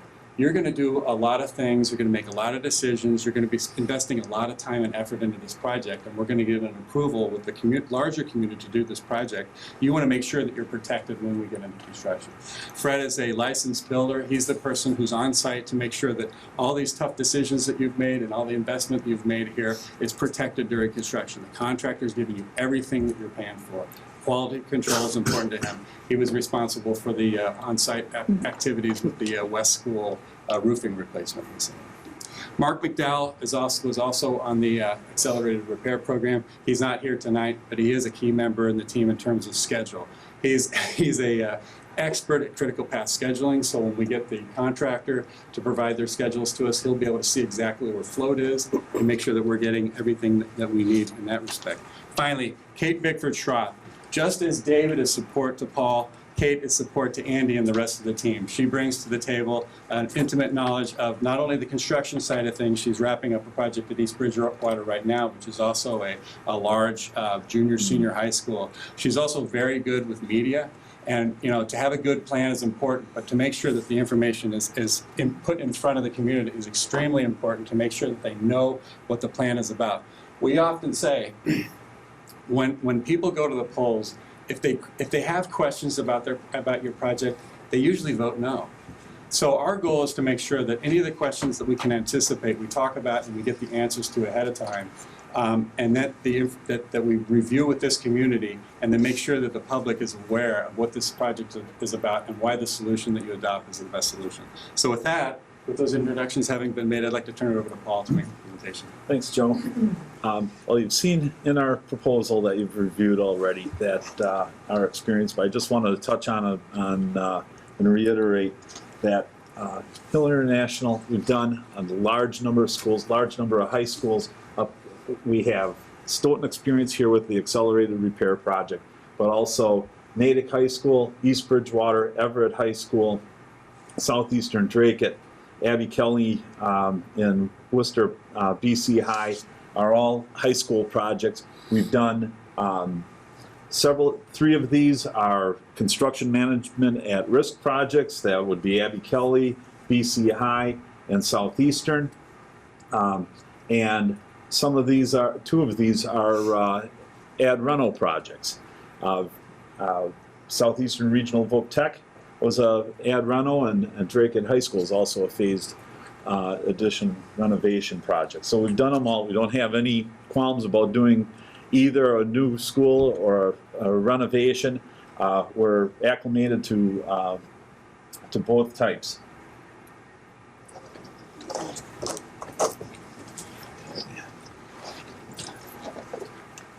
This flow chart that you may have seen in the MSBA website basically shows the major steps in which that you have to complete a project. And just kind of looking at the size of the project and the MSBA schedule with how they like to schedule their projects as far as reviews by their board, etc. It appears to us they'd be looking at about a fall 2019 school opening. And then it takes about a year after that to close out the project afterwards. To get to that point, though, you have to start with understanding what it is that you want to do as far as your school project is concerned, get the buy-in from the entire community, and to be able to present your decision making in a way that that folks in town can understand, so they know why you're selecting, why you're doing it. And a couple of ways that this takes place is either through a process. You can do it by a process of elimination, looking at a number of different sites, configurations, and it winnows down to one particular project, or a process of comparison where we assemble the data from the architects from all sources in order to be able to put this in estimates to understand the pros and the cons of each different type of project alternative and what it's going to cost as far as a project cost, what it's going to cost to the town of Stoughton because of the reimbursement with the MSBA pays for some things and not others. So having this apples to apples comparison is key in being able to have an understanding of which alternative might be the best for Stoughton. Next, I'd like to invite Andy Vo to speak about project controls. Okay, so during schematic design, I'll help the district put together the 3011 project budget sheet. The budget sheet will include the administration cost, construction cost, design cost, and contingency for the entire project. As you have seen, this is similar to what I did with the district on the 3 accelerated repair project for the Daw, the Hanson, and the West School. After the project funding agreement has been executed, I will help the district with the pro-pay reimbursement, working with the town accountant on this. And we will also put prepare the project schedule, cash flow, monthly report. I brought a sample monthly report that I've done for Stoughton, similar to that. Also, as part of the project control, we will reveal all design documents during our deliverables. Here's an example I would like to share with the district on the accelerated repair project. During the design, the previous designer wanted to remove the brick around the window perimeter, and as you can see from the picture, the brick in perfect good condition. So in our experience, we find this approach to be unnecessary, and it could blow up our project budget if we remove all the brick. So we recommended to the owner to hire the window contractor to remove and put back the window after. This will give the designer an opportunity to examine the window and see how it's being anchored into the masonry. This approach alone saved the district around $500,000. So we were able to save the brick around the perimeter. So I will pass over to David Billings, who will be talking more about value. Let's keep turning these pages. It's all about things in. It's all about finding value. Value during construction, value during design. What we're always are trying to find is what is the correct answer of the options that we're looking at. This is a project that I did in Revere. The engineers, they do their borings, they do their analysis. They said, soil's not great. We really should over-excavate the site, take it away, bring in structural fill, then you can build your foundations. Well, wait a minute. We have an urban site that is not terribly clean, and it costs a fortune to dig up all the soil and move it out. So we said, no, I don't think we want to do that. Now, we've looked at different options. One that we looked at was fairly new at the time, called the ram aggregate pier system, where you drill down, you fill it with stone, and you basically vibrate it, which consolidates the soil around it, allowing you to put in standard spread footings. You saved about $375,000 and not taking soil off the site, not having to dig it up, not having to take the time, the engineering costs to do all that. We're also looking at each component throughout the design process. Looking, is it the appropriate system for the building? Is it the appropriate cost? Is it within our budget? Is it within our construction time frame? One of the things we've been looking very hard at is the life cycle cost, which is basically a way of saying, what's the initial cost? What's the operating cost? What's the maintenance cost? All these various systems, so that you can drill down and understand what is the best value for this project, for this facility.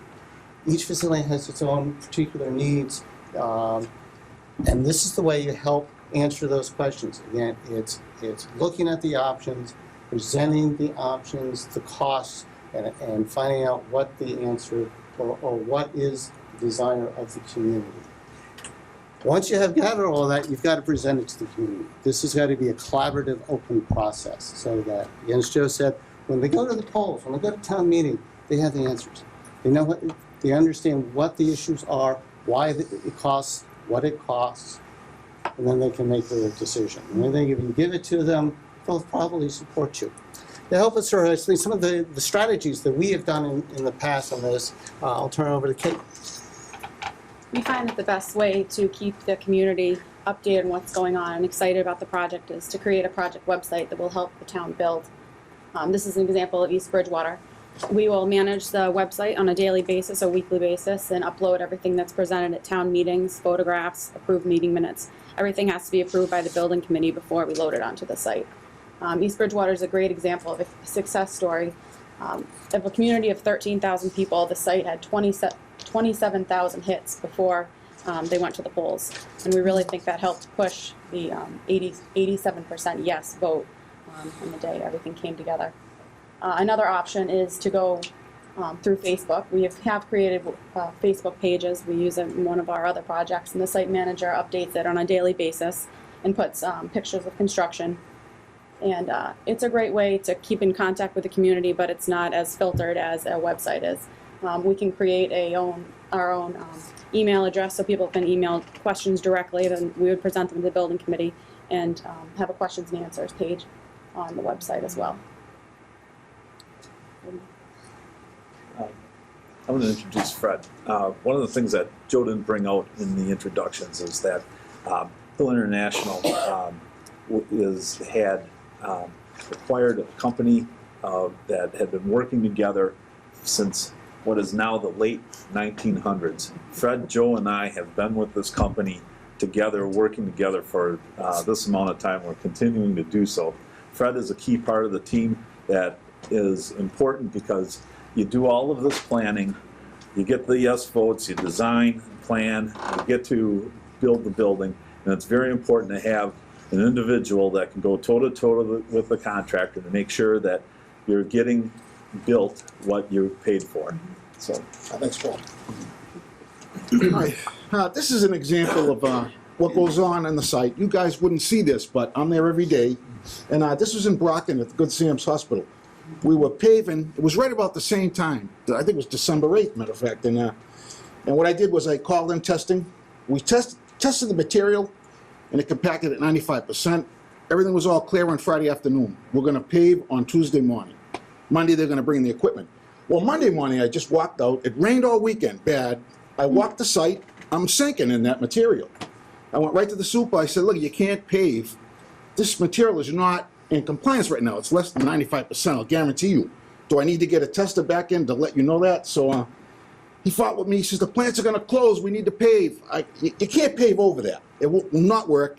What happens is this will freeze, it'll heave, the binder will pop, and they'll redo it. They'll have to replace it. So I went into the trailer. I wrote an NCR, non-compliance report. When I come out of the trailer to hand to the super, he already got on the phone, got equipment in. They removed a foot of the material, quite a bit of it. I think it was like 300 cubic yard. They brought it back in dry material. They placed it back all Monday, recompacted. I got it tested in the morning. They were able to place on Tuesday morning like they had scheduled.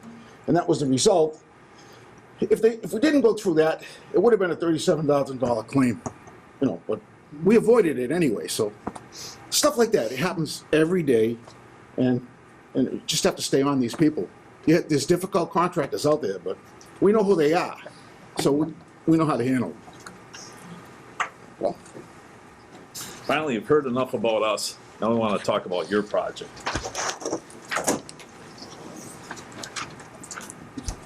On this plan here, it shows the two sites in Stoughton that we know about for a proposed new school, as well as the site of the high school for, you know, doing an ad rental. Just to get your bearings, here's the high school. We are down here somewhere. This is Pearl Street going towards the center of town, and West Elementary School. This is kind of a dated photograph. This was a more recent photograph, you'd see a brand new spanking roof on that building, but it's an old picture. And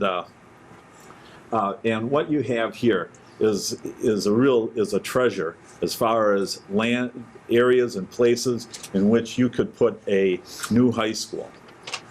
As far as I know, we're not aware of any wetlands or any that are on the project. It all seems to be upland, and you've got space. This cutout right here is the roof of the East Bridgewater High School, which is kind of close to the enrollment that you have. Their 7 through 12 has got close to the enrollment that you have here in 9 through 12. And it's at the same scale, and it's pretty easy to see that, you know, with the athletic fields in the back, I mean, there are just any number of places where a new school can fit back here.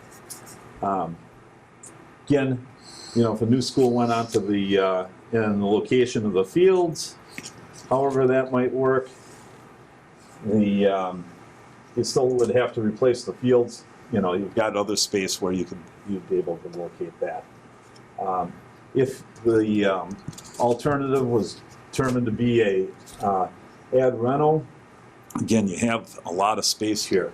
This whole plaza that's in front of the existing school here, you could put an addition in the front of the building.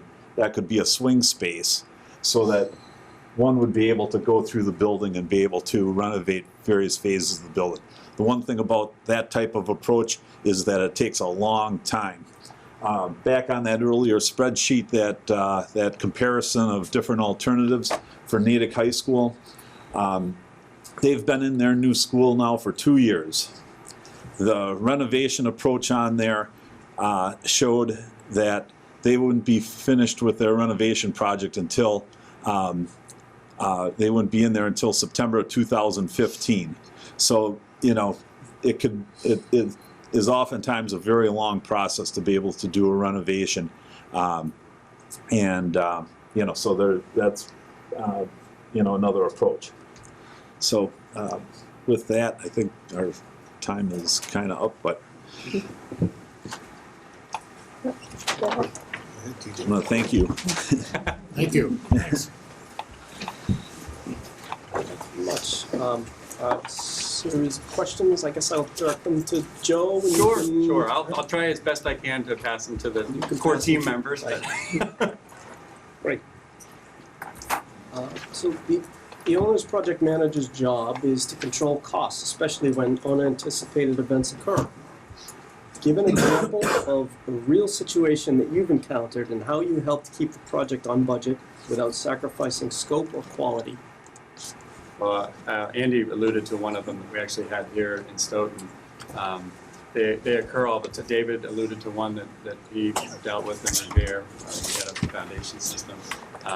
Anybody else want to offer another? And Fred gave you an example where, you know, we probably would have had an argument with the contractor over a parking lot that they would have installed improperly and it would have failed, and we interjected. I mean, let's see, David. One of the things that we're always trying to do is what we call target-based design.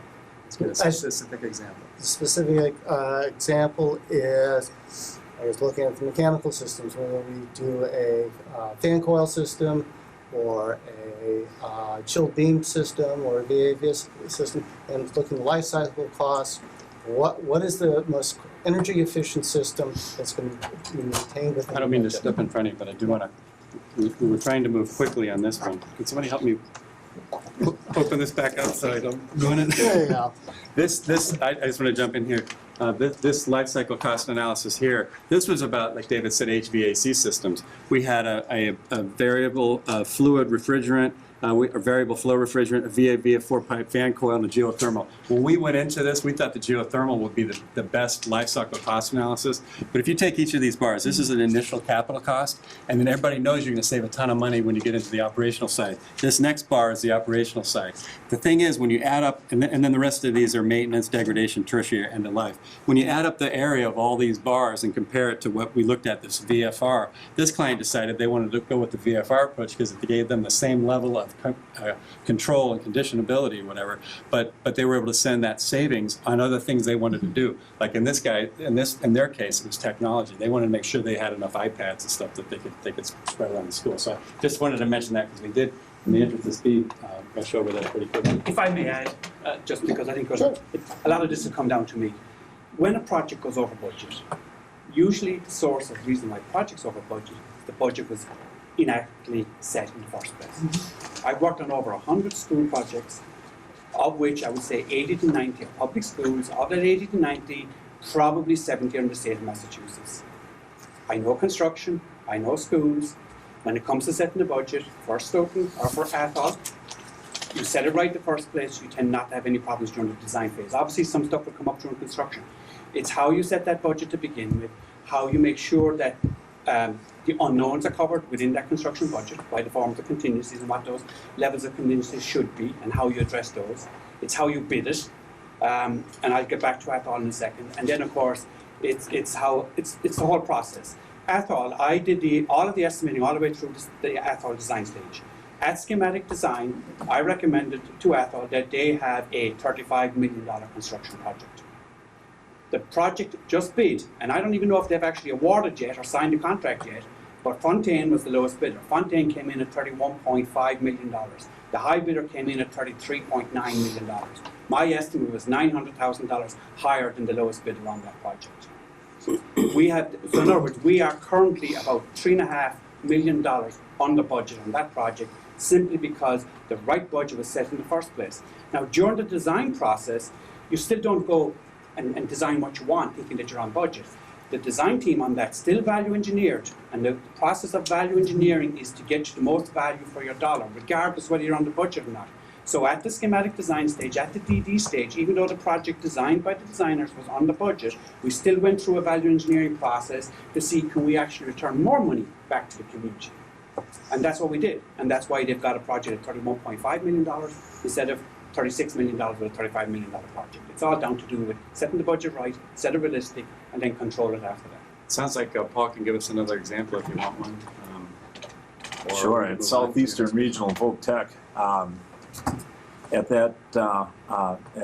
that project, we had a project budget that was set by the amount of funding that the school could get from the 11 towns in the city of Brockton, and it was very finite as far as what that construction cost had to be. and they get 80% reimbursement also. So there is hardly any money that the school was able to contribute to being able to do that project. It absolutely had to be on budget, and it took several months of bidding, rebidding, and getting the contractor, construction manager on in order to be able to get the right price for each of the different trades that were on the project in order to bring that thing in. But that's another example of bringing the project in on budget. How would you resolve any disputes between the owner, designer, and contractor?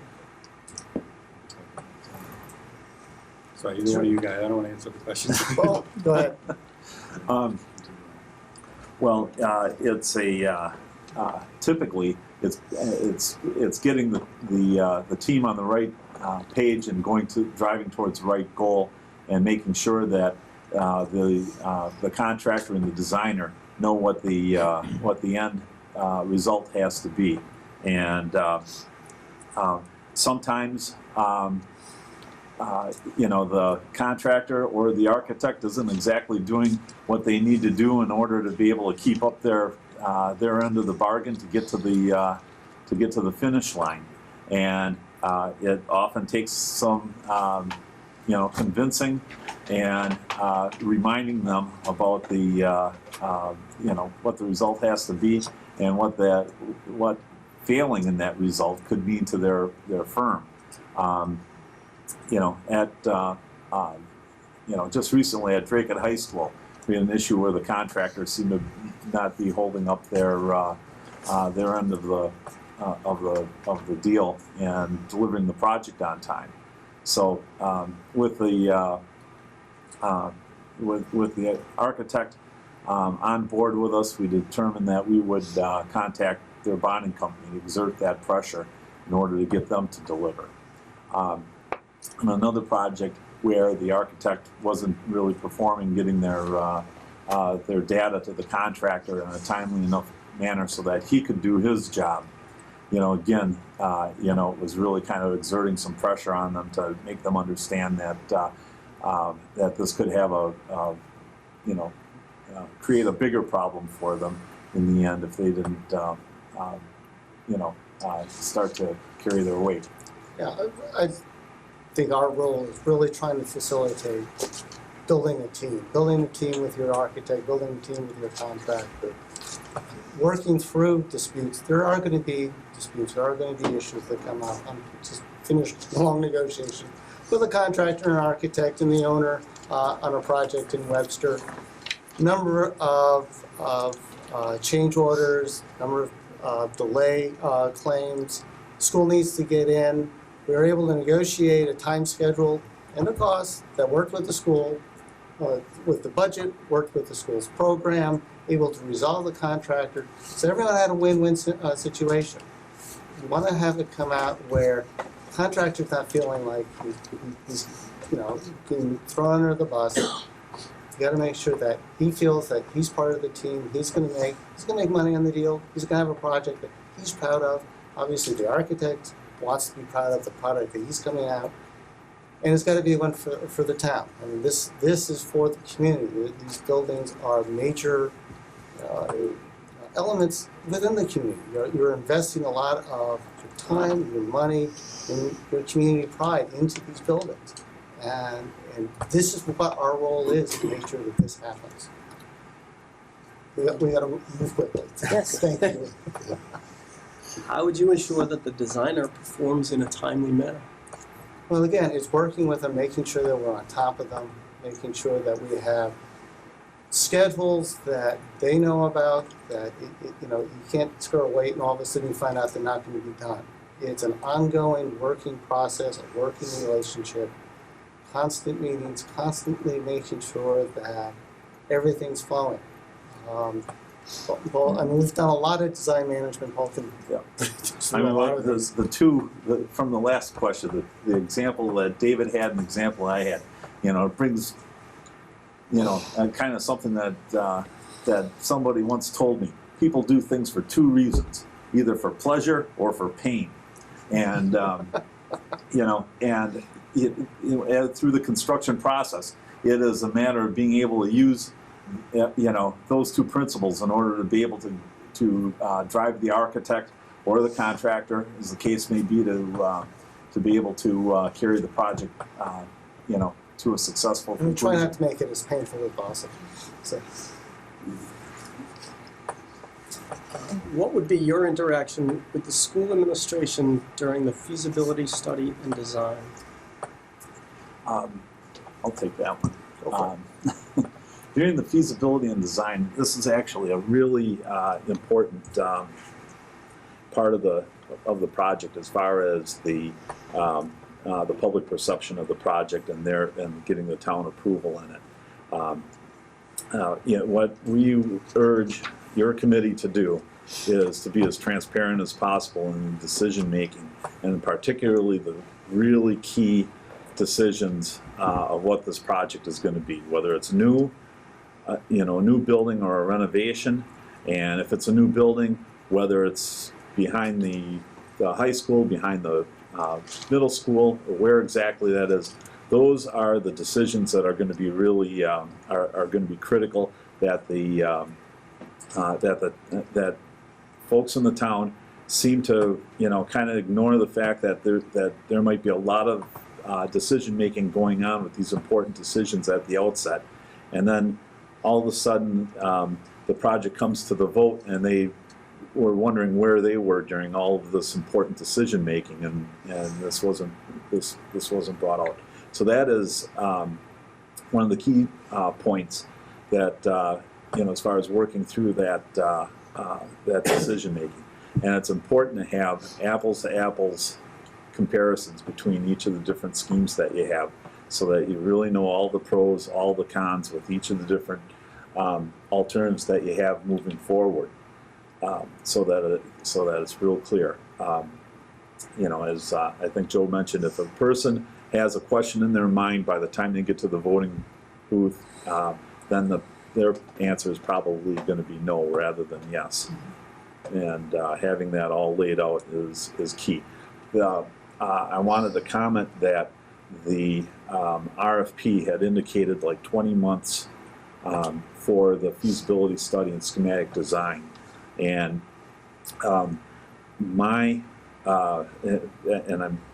I imagine that the MSBA told you to put 20 months in, and I think that it's probably likely that that 20 months is so that they feel comfortable that at the feasibility study that the project had been properly vetted by the public, and being able to insert that time into the project rather than to try to do it as fast as the designers can design. Excuse me. Describe an incident you were involved in that did not go well, and what did you learn from this? We all have one of those. I had an architect go bankrupt and disappear from the job. We still had to finish it on time, on budget. Go ahead, David. oh, my friends, when I was doing a fairly big school in Revere, one of the first ones, the 5 that we did with them, and it was the 07. The Eastern contractors went under. Yes, Bill, you're rolling your eyes, and do you remember the You know, I remember them. you remember them. Fortunately, we were about 80% done. Unfortunately, they were also the mechanical and electrical contractors. So we had a lot of work with the bonding company. I got to know them real well, but we got the job done. We were able to open the building on time, on the schedule, and actually Revere, through liquidated damages on other parts, actually saved some money. So it was, it was an interesting process to go through, but it's now one of the things that we really look out for and make sure that subcontractors are paid, and we keep very close tabs. That's one of my war stories. Well, the Drake at High School was last year. The project didn't appear like it was going to be ready for opening in September, and early in the spring, recognizing that, we contacted the bonding company to put pressure on the contractor, and it seemed it had worked. The school opened on time, and you know, that was definitely an incident that could have gone terribly wrong. I'd love to share a story. Doing a project right now in Wareham. It's a small roof project. Actually, it's about $800,000 project. And when we get the bid in, we didn't know that the district was having a bad relationship with one of the contractor until we get the bid in, and that roofer happened to be the lowest bidder. So the owner let us know that they didn't do a good job in the past on one of the middle school, and this is also another accelerated repair project, and we don't have the time to pre-qualify them. So what happened is we learned from it, but then I went to DCAM and went through all the evaluation and brought back to the district, and then at the time we sat down with the district and discussed what they want to do, and the next lowest bidder was about $100,000 pot. So we decided to bring in our team and have a de-scope meeting with the district and the contractor. So at the end, the result is we decided to go forward with that contractor. So right now the project is in completion right now, and they've done a very good job. So the lesson learned was, we should have asked the district if they have a bad experience with any roofer before we bid it out. But in the end, we brought in our team. We had a de-scope meeting with the contractor. So we gave the contractor a chance to prove themselves, to get the reputation back, and also we saved the district about $100,000, and we got a very fine job on the roof project. So that's one of the lessons learned from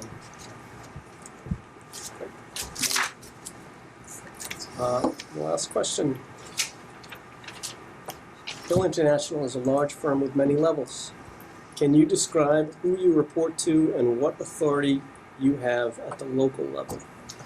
At the local level, the first of the year I'll be promoted to Senior Vice President and New England Regional Manager.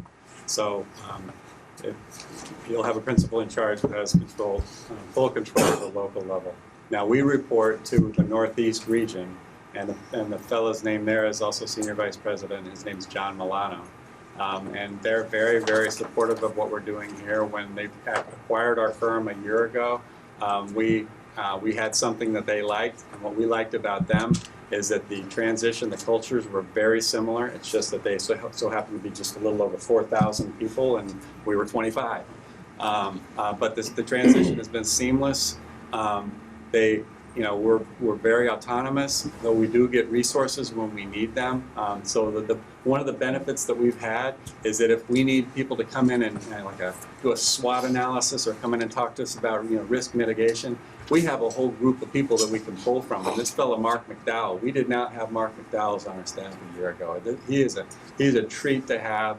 I mean, there's nobody better. Paul talked about our Drake-It project. We didn't have the world's biggest claims consulting group at our disposal a year ago, and I kind of think it's true that one of the reasons we worked our way through that latest incident and Drake-It so quickly is because when you look at the resources we have available to us, if called upon, we can bring a lot of heat to bear, and the people that we can call on have seen everything before and know how to deal with it. So those are some of the resources we have. So we report to the New York office, which is the center of the Northeast region, and we work with them. We're either down there or they're up here, representatives, every week or two. It's been a very, very seamless transition. We have a lot of autonomy, and I think it's because, as Paul alluded to earlier, we were a very successful group of 25 people for a long time, and I think they saw something good, and they're letting it continue to be. So it's a big company with very intense local experience. Joe, if I may, in January when we were acquired, the day that we were acquired and the announcement was made, a lot of us were wondering, okay, so what's going to change? What are we going to do? And so I put that question to one of the senior VPs that was there, and he says, "You don't change anything. Your office does great. You do everything the way you have been doing it, and no changes whatsoever." And considering that came from somebody that was part of a 4,000 person firm, to have them tell us that we're doing everything the way they want it done, with it, and not to make any changes whatsoever, I thought was really great. It was positive. Yeah, we've been sort of the same, we've been together now 10 years, and it's the same group in the office. I know we've changed our name in the 10 years, we've changed our name 4 times. But it's the same group, it's the same culture of really working with communities. It's going out and doing what we do is public construction and managing buildings, managing to bring these projects to life for different communities. And it's working on a local level. We're not building, airports. We are building schools. We're building municipal buildings, and that's working at this level and making sure that we're delivering the services at this level. Questions from the committee? And Joel whispered in my ear that he has a follow-up to that one. Joe, do you have the authority to execute a contract with the town of Stoughton? First of the year I will. The answer is yes? Yes. Okay. Yeah. Okay. And who is performing the HR functions now? Are you still local, or do you have to go to New York? We do go to New York for HR functions. If we want to hire somebody, we vet them locally, and then if they look interesting to us, then we take them to HR, and they can take care of the sort of deeper vetting process. So it's very, sort of standardized. So that's, I'm glad you brought that up. That's been another one of the things that's been a sort of a weight off us. We get to focus more on projects and operations now, and some of those activities that are important, but that are better to have local or centralized, have been great for us. Okay. Dr. Brown. Why was the company name changed 4 times? We were a company that 7 years ago did construction management, and it was run by a fellow named Bob Walsh. So the name of the company was RF Walsh, and at the time, the company, one of the reasons we had so much experience, Fred's actually a builder. He used to be a superintendent at our company. RF Walsh was a general contracting firm, in addition to being a design build firm, in addition to being an OPM, in addition to being an entitlement company to get public approvals. We did all these things. So when we broke off of that company and formed a new company, we wanted it to be clear that we were an owner's project management company only. We don't do design anymore. We're not aspiring to be a designer. We're not looking for awards to be designers. We're not a contractor. We're not looking to, success to us isn't, how much money we can put in our pocket at the end of the day. We're strictly owners, project managers. We never get confused about what our role is. We are focused on you. That's it. We're fair, but we're very firm. And we understand design, but we're not in the tank for designers. We understand construction, but we're not in the tank for contractors. We're in the tank for you. So that was the biggest reason for making the change. We made the change from RF Walsh Company to RF Walsh Project Management, and then we needed to get rid of the Walsh piece, so it went to Collaborative Partners, RF Walsh Collaborative Partners, and then finally we were bought by Hill, and that's the evolution. Does Bob Walsh still have a role? No. No, he's gone. No, but I could go on and on. It was an exciting place and an exciting time, but he decided he wanted to move on and retire. He's been doing this so long. So we've always been the same group. We just we've evolved our name over years. And we've narrowed our focus. We want to work for you. Because I was looking on the other side of it. Okay, what happened to make these changes? So thanks for the clarity. Okay. Other questions from the committee? Try number 2. Who will we see the most of? Early on, you'll see Paul Callis, because he'll lead us through the programming and planning phase. You'll continue to see a lot of Andy Vo. One of the reasons we're really excited about this project, I apologize, I just can't help it, we just feel like we've already done some really good things together. It's really special to develop a relationship with a group of people, and we think that that we've done some of that with Stoughton, and We would really just love to continue that. For us, the other thing that's important to us is job satisfaction. One of the things that Stoughton's done for us, I can see it in these guys' eyes every day. You know, they can't wait to talk about your project, and it's nothing fancy, but already we feel like we've done, it's roofs and it's not a fancy new building or whatever. It's utilitarian, it's important, but what's been really valuable to us is the good work that we've been able to do together, and the value that we think that we've brought together, that maybe apart, if we weren't together, it wouldn't have been so good. So job satisfaction is important to us. What, if any, programs have you developed with schools to include students in the design and construction phases? Well, go ahead, Sweat. I'm sorry. Go ahead, Paul. Well, in the during the design phase, really it's the designers that really have to pick up the MSBA standards as far as the building program and be able to turn that into the design of the building.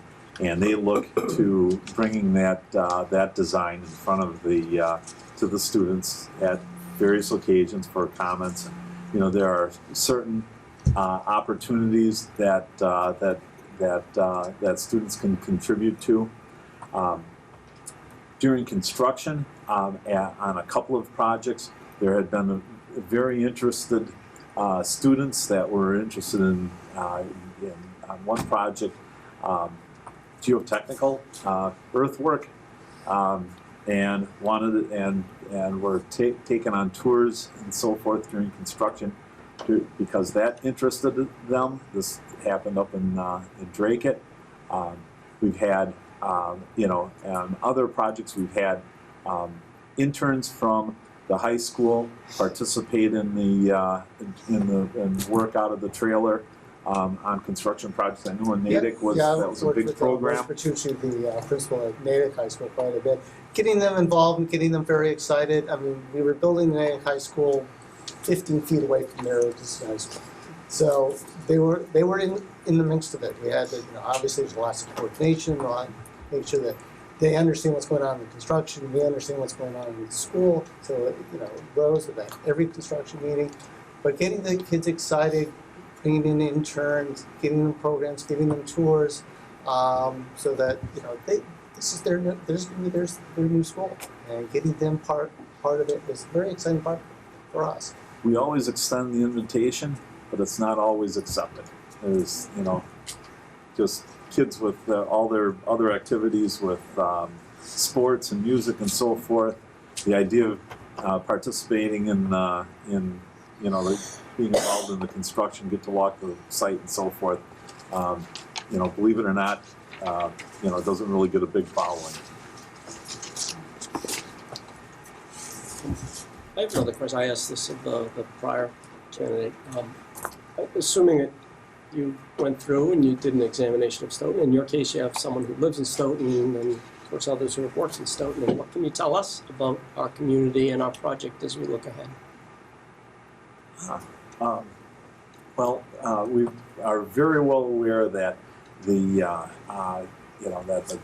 town of Stoughton is very particular about their budgets on the projects that they determine that they're going to move forward with, and it is it's an excellent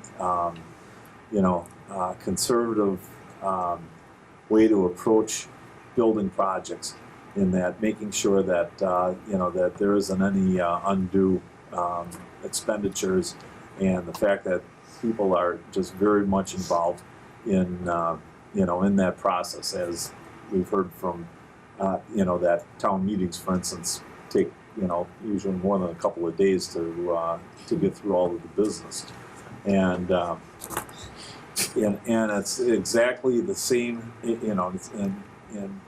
that type of involvement is key in the project, and not only in in that there's going to be a lot of people are going to know what's going on, know what the details of the project are going to be, and I think that's going to probably bode well then, and much better than if the folks in town were didn't really care about the project or weren't interested, and then all of a sudden asked to be able to, look at getting an increase in their taxes and everything to do the school project. Fact is that our understanding is that folks like to be involved, and that's a great thing. From my perspective, what I've seen from a little bit further in the sidelines is it's a sophisticated community that will require you and therefore us to make sure we're doing our diligence so that when questions are asked, they know they've been heard and we've responded to them, and then we come back with solutions. And maybe these solutions aren't exactly what each individual member of this community wants to see. Never is. I mean, that's just the world that we're in. No two people ever agree on everything. But having the assurance that when the questions were asked, they were studied properly and vetted properly, and a comprehensive solution was decided upon by a group of people who's empowered to do the right thing. I think that gives people in sophisticated communities the confidence that maybe they don't agree with everything that was done, but they know a process was in place that was robust and that was made sure that what this building wants to be for Stoughton is the right building for Stoughton, no other reason. That gives people the confidence to say yes on go to the polls. So the onus is on us to make sure you guys have whatever you need to make this successful. We want the same thing you want. Maureen had a question. Okay, just two small questions. Are you available on January 12th if we have to go before the MSBA to present the process? Yes. And they want to meet you? And will you sign the contract? Yes. I have to ask those questions for the We record. keep waiting for somebody to say, nah. I'm not signing no contract. When the SBA wants you, you go. There's nothing else from the committee? You have a summary you'd like to give us to wrap up? And Well, yeah, again, we're pretty. You're looking at a group of people who get up every day wanting to make it better than it might otherwise be. Leave it better than you found it, kind of thing. You're also looking at a group of people that no matter what comes up, you're looking at people who like to fix things. Sometimes things don't always go perfectly, but it's good to have a group of people who can look at something coming at them and say, okay, we thought we did everything to prevent something like this, but things happen, and so now what are we going to do? Who are we going to pull in here to deal with it? That's one of the things that inspires me about coming into the office every day, and one of the things that's inspired us about working with you so far on your accelerated repair project is that we feel like we've built a relationship where we can do what we think we do well, and get some great results by doing it, by working together. I mean, there's in our minds, there's a level of trust that's been built here, and that helps. Transcend what might otherwise happen if we just did what everybody always does. So there's really a sort of a vested interest for us to work with you on this project. We really want to work with you on this project and continue our relationship with you. It's really important to us. We feel like we've got the most to gain and also the most to lose if things don't go right. I guess if things don't go right, we've really got a lot to gain here because of the work that we've already done. And the outright fund these guys have already had. We want to spread it around to some of the other people in the office. What's a little bit different from this team than the other three teams, of course, is that I am a resident of Stoughton. I have to work in Stoughton. I have to live in Stoughton. If I screw it up, it's not going to be easy walk down. I'm walking down the street in the morning. So there is a vested interest in me to make sure that as a team that we do what's right for the town. You won't be allowed to show your face in the soccer shop. Absolutely not. Walking onto the soccer fields on a Saturday is not going to be good. They'll be throwing me off the board straight away. So yeah. Great. Thank you very much. Thank you. Thank you.